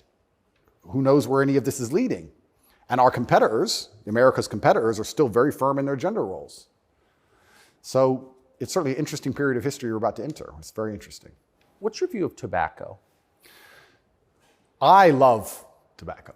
So my diet is particularly strange, I've been told. I live on caffeine and nicotine. So I eat once a day. I eat dinner only. 80% of my calories come from meat. I have 10 cups of coffee a day and 3 or 4 large cigars. So I like caffeine and nicotine. I do too. Yeah, it makes me feel good. Makes me feel like my blood's on fire a little bit. Caffeine and nicotine I think are fantastic. But you're a health guy, obviously. I'm a health guy, but smoking is fantastic for your testosterone level. And I think that's important in a man. I think that's also important in the resistance of slavery as a whole. Is it really, you can feel it? Oh, 100%. And I'm not saying that, smoking's healthy. I'm not saying that, because I also train exceptionally hard every single day. And when I was professionally fighting, I didn't smoke. But I think in general, testosterone level is a fantastic way to measure your overall health as a man. But nicotine has a positive correlation to testosterone. Absolutely, levels. it's been proven. Yep, it's been proven repeatedly. So that's why I love nicotine so much. And then caffeine, I love to have that little bit of not jitter, but I like to feel energetic and I like to be hungry. My optimal state is hungry, but energetic. That's how I get the most done. I don't like eating. If I eat, I feel full, I feel lethargic. I like to, Totally. Yeah, I like to be hungry and 1% irritable from my 5th coffee and a bunch of nicotine inside of me. That's how I like to perform. So yeah, I think it's a good thing. And it's interesting how focused the people in charge are on nicotine. Yeah. As fentanyl becomes really common. Yeah. 100,000 people die a year from it. Yeah. Nobody notices, but they're still trying to shut down not just tobacco, but non-tobacco nicotine devices. Yep. Why? That's a really good point. We could argue it's down to testosterone level. I don't know if you ever saw the study which linked people's testosterone level to their ability and capability to disagree with something. So they did a study which is pretty self-explanatory. The higher your testosterone level, the more likely you are to disagree with a point. And the reason for that is because, especially in older times, if you're going to disagree with something, you had to fight over it. Yeah. If you're going to say no to somebody or some tribe or some person, there's a high chance that you're going to have to fight that person. You have to defend your idea. If you don't have the propensity or the capability to defend your idea, then why would you go against the ideas of the people who are stronger than you? So reducing testosterone levels make men more compliant and more complacent because we're less likely to say no because we can't defend what we think. Why would we say you're wrong, but we can't do anything about it? We might as well just say, well, then you're right. Might makes right. Right. So reducing testosterone levels in men is something which I believe they're trying very hard to do. And if you read the studies, they're succeeding. Testosterone levels have gone off the edge, off the cliff. And perhaps that's why they attack smoking so heavily. I understand that smoking a lot of cigarettes can be very bad for you, but I think everything in moderation. And I think that overall, I would rather smoke a few cigars today and maintain my testosterone level, which it's good for, than not. I think the benefits outweigh the negatives. Couldn't agree more. And my final question is about digital currency. Yep. Do you think it's inevitable, and what would its effects be? CBDCs are inevitable, and they're scary. They're super scary because it's the final absolute realm of control. I mean, they're already removing cash from society. I think they say that just because they want to be able to trace things easier, and that's certainly part of it. But I also have another theory on it. I think if you have a $50 bill, and I give it to the barber for my haircut, and then he goes and buys groceries with it from the grocer, and the grocer goes and gets his car washed. The $50 goes from place to place, and after 20 or 30 transactions, the $50 bill belongs to somebody, and it's worth $50. Whereas if I pay by card, 1.5% goes to the bank. And then if he takes the money I've given him and pays for the groceries, 1.5% goes to the bank. And after the groceries have been paid for, when he goes to get his car washed, 1.5% goes to the bank. So after 20 or 30 transactions, the $50 is gone, the bank has it all. I think that's why they're so desperate to get rid of cash. It's interesting. CBDCs are the next level because once the money's completely digital, then they control everything you do with it. They control where it goes, but they can also control how and when it can be spent. Imagine some terrible future dystopian society where your money arrives and they say it can only be spent on food, or it can only be spent on vegetables because you've had too much meat this week, or you can't buy transport to a particular area because there's resistance to government oppression in that area. So your money won't work for trains right now because nobody can go down there because we don't want everyone in a large group. We want everyone at home in their pods. And they can track everywhere it goes, and they can also track how it's spent, and they can control how it's spent. They can put a time limit on it. You have an hour to spend this money. Scary. Like, think of all the ways they can inflict control over it. And I think this is actually one of the reasons why also I'm disliked. The BBC said this to me when they interviewed me. They said, Lucy, the very intelligent BBC reporter, said, word for word, you have a Bugatti and a cigar, and that means it comes with a side order of misogyny. I said, how does having a Bugatti and a cigar come with a side order of misogyny? And you can order misogyny on the side? Looks like it. It's like a sauce. And she repeated it because she couldn't. Yeah, you have a Bugatti and a cigar and it comes with a side order of misogyny. So I was like, but they're not sending their best. Yeah, I don't think they have any best, to be honest.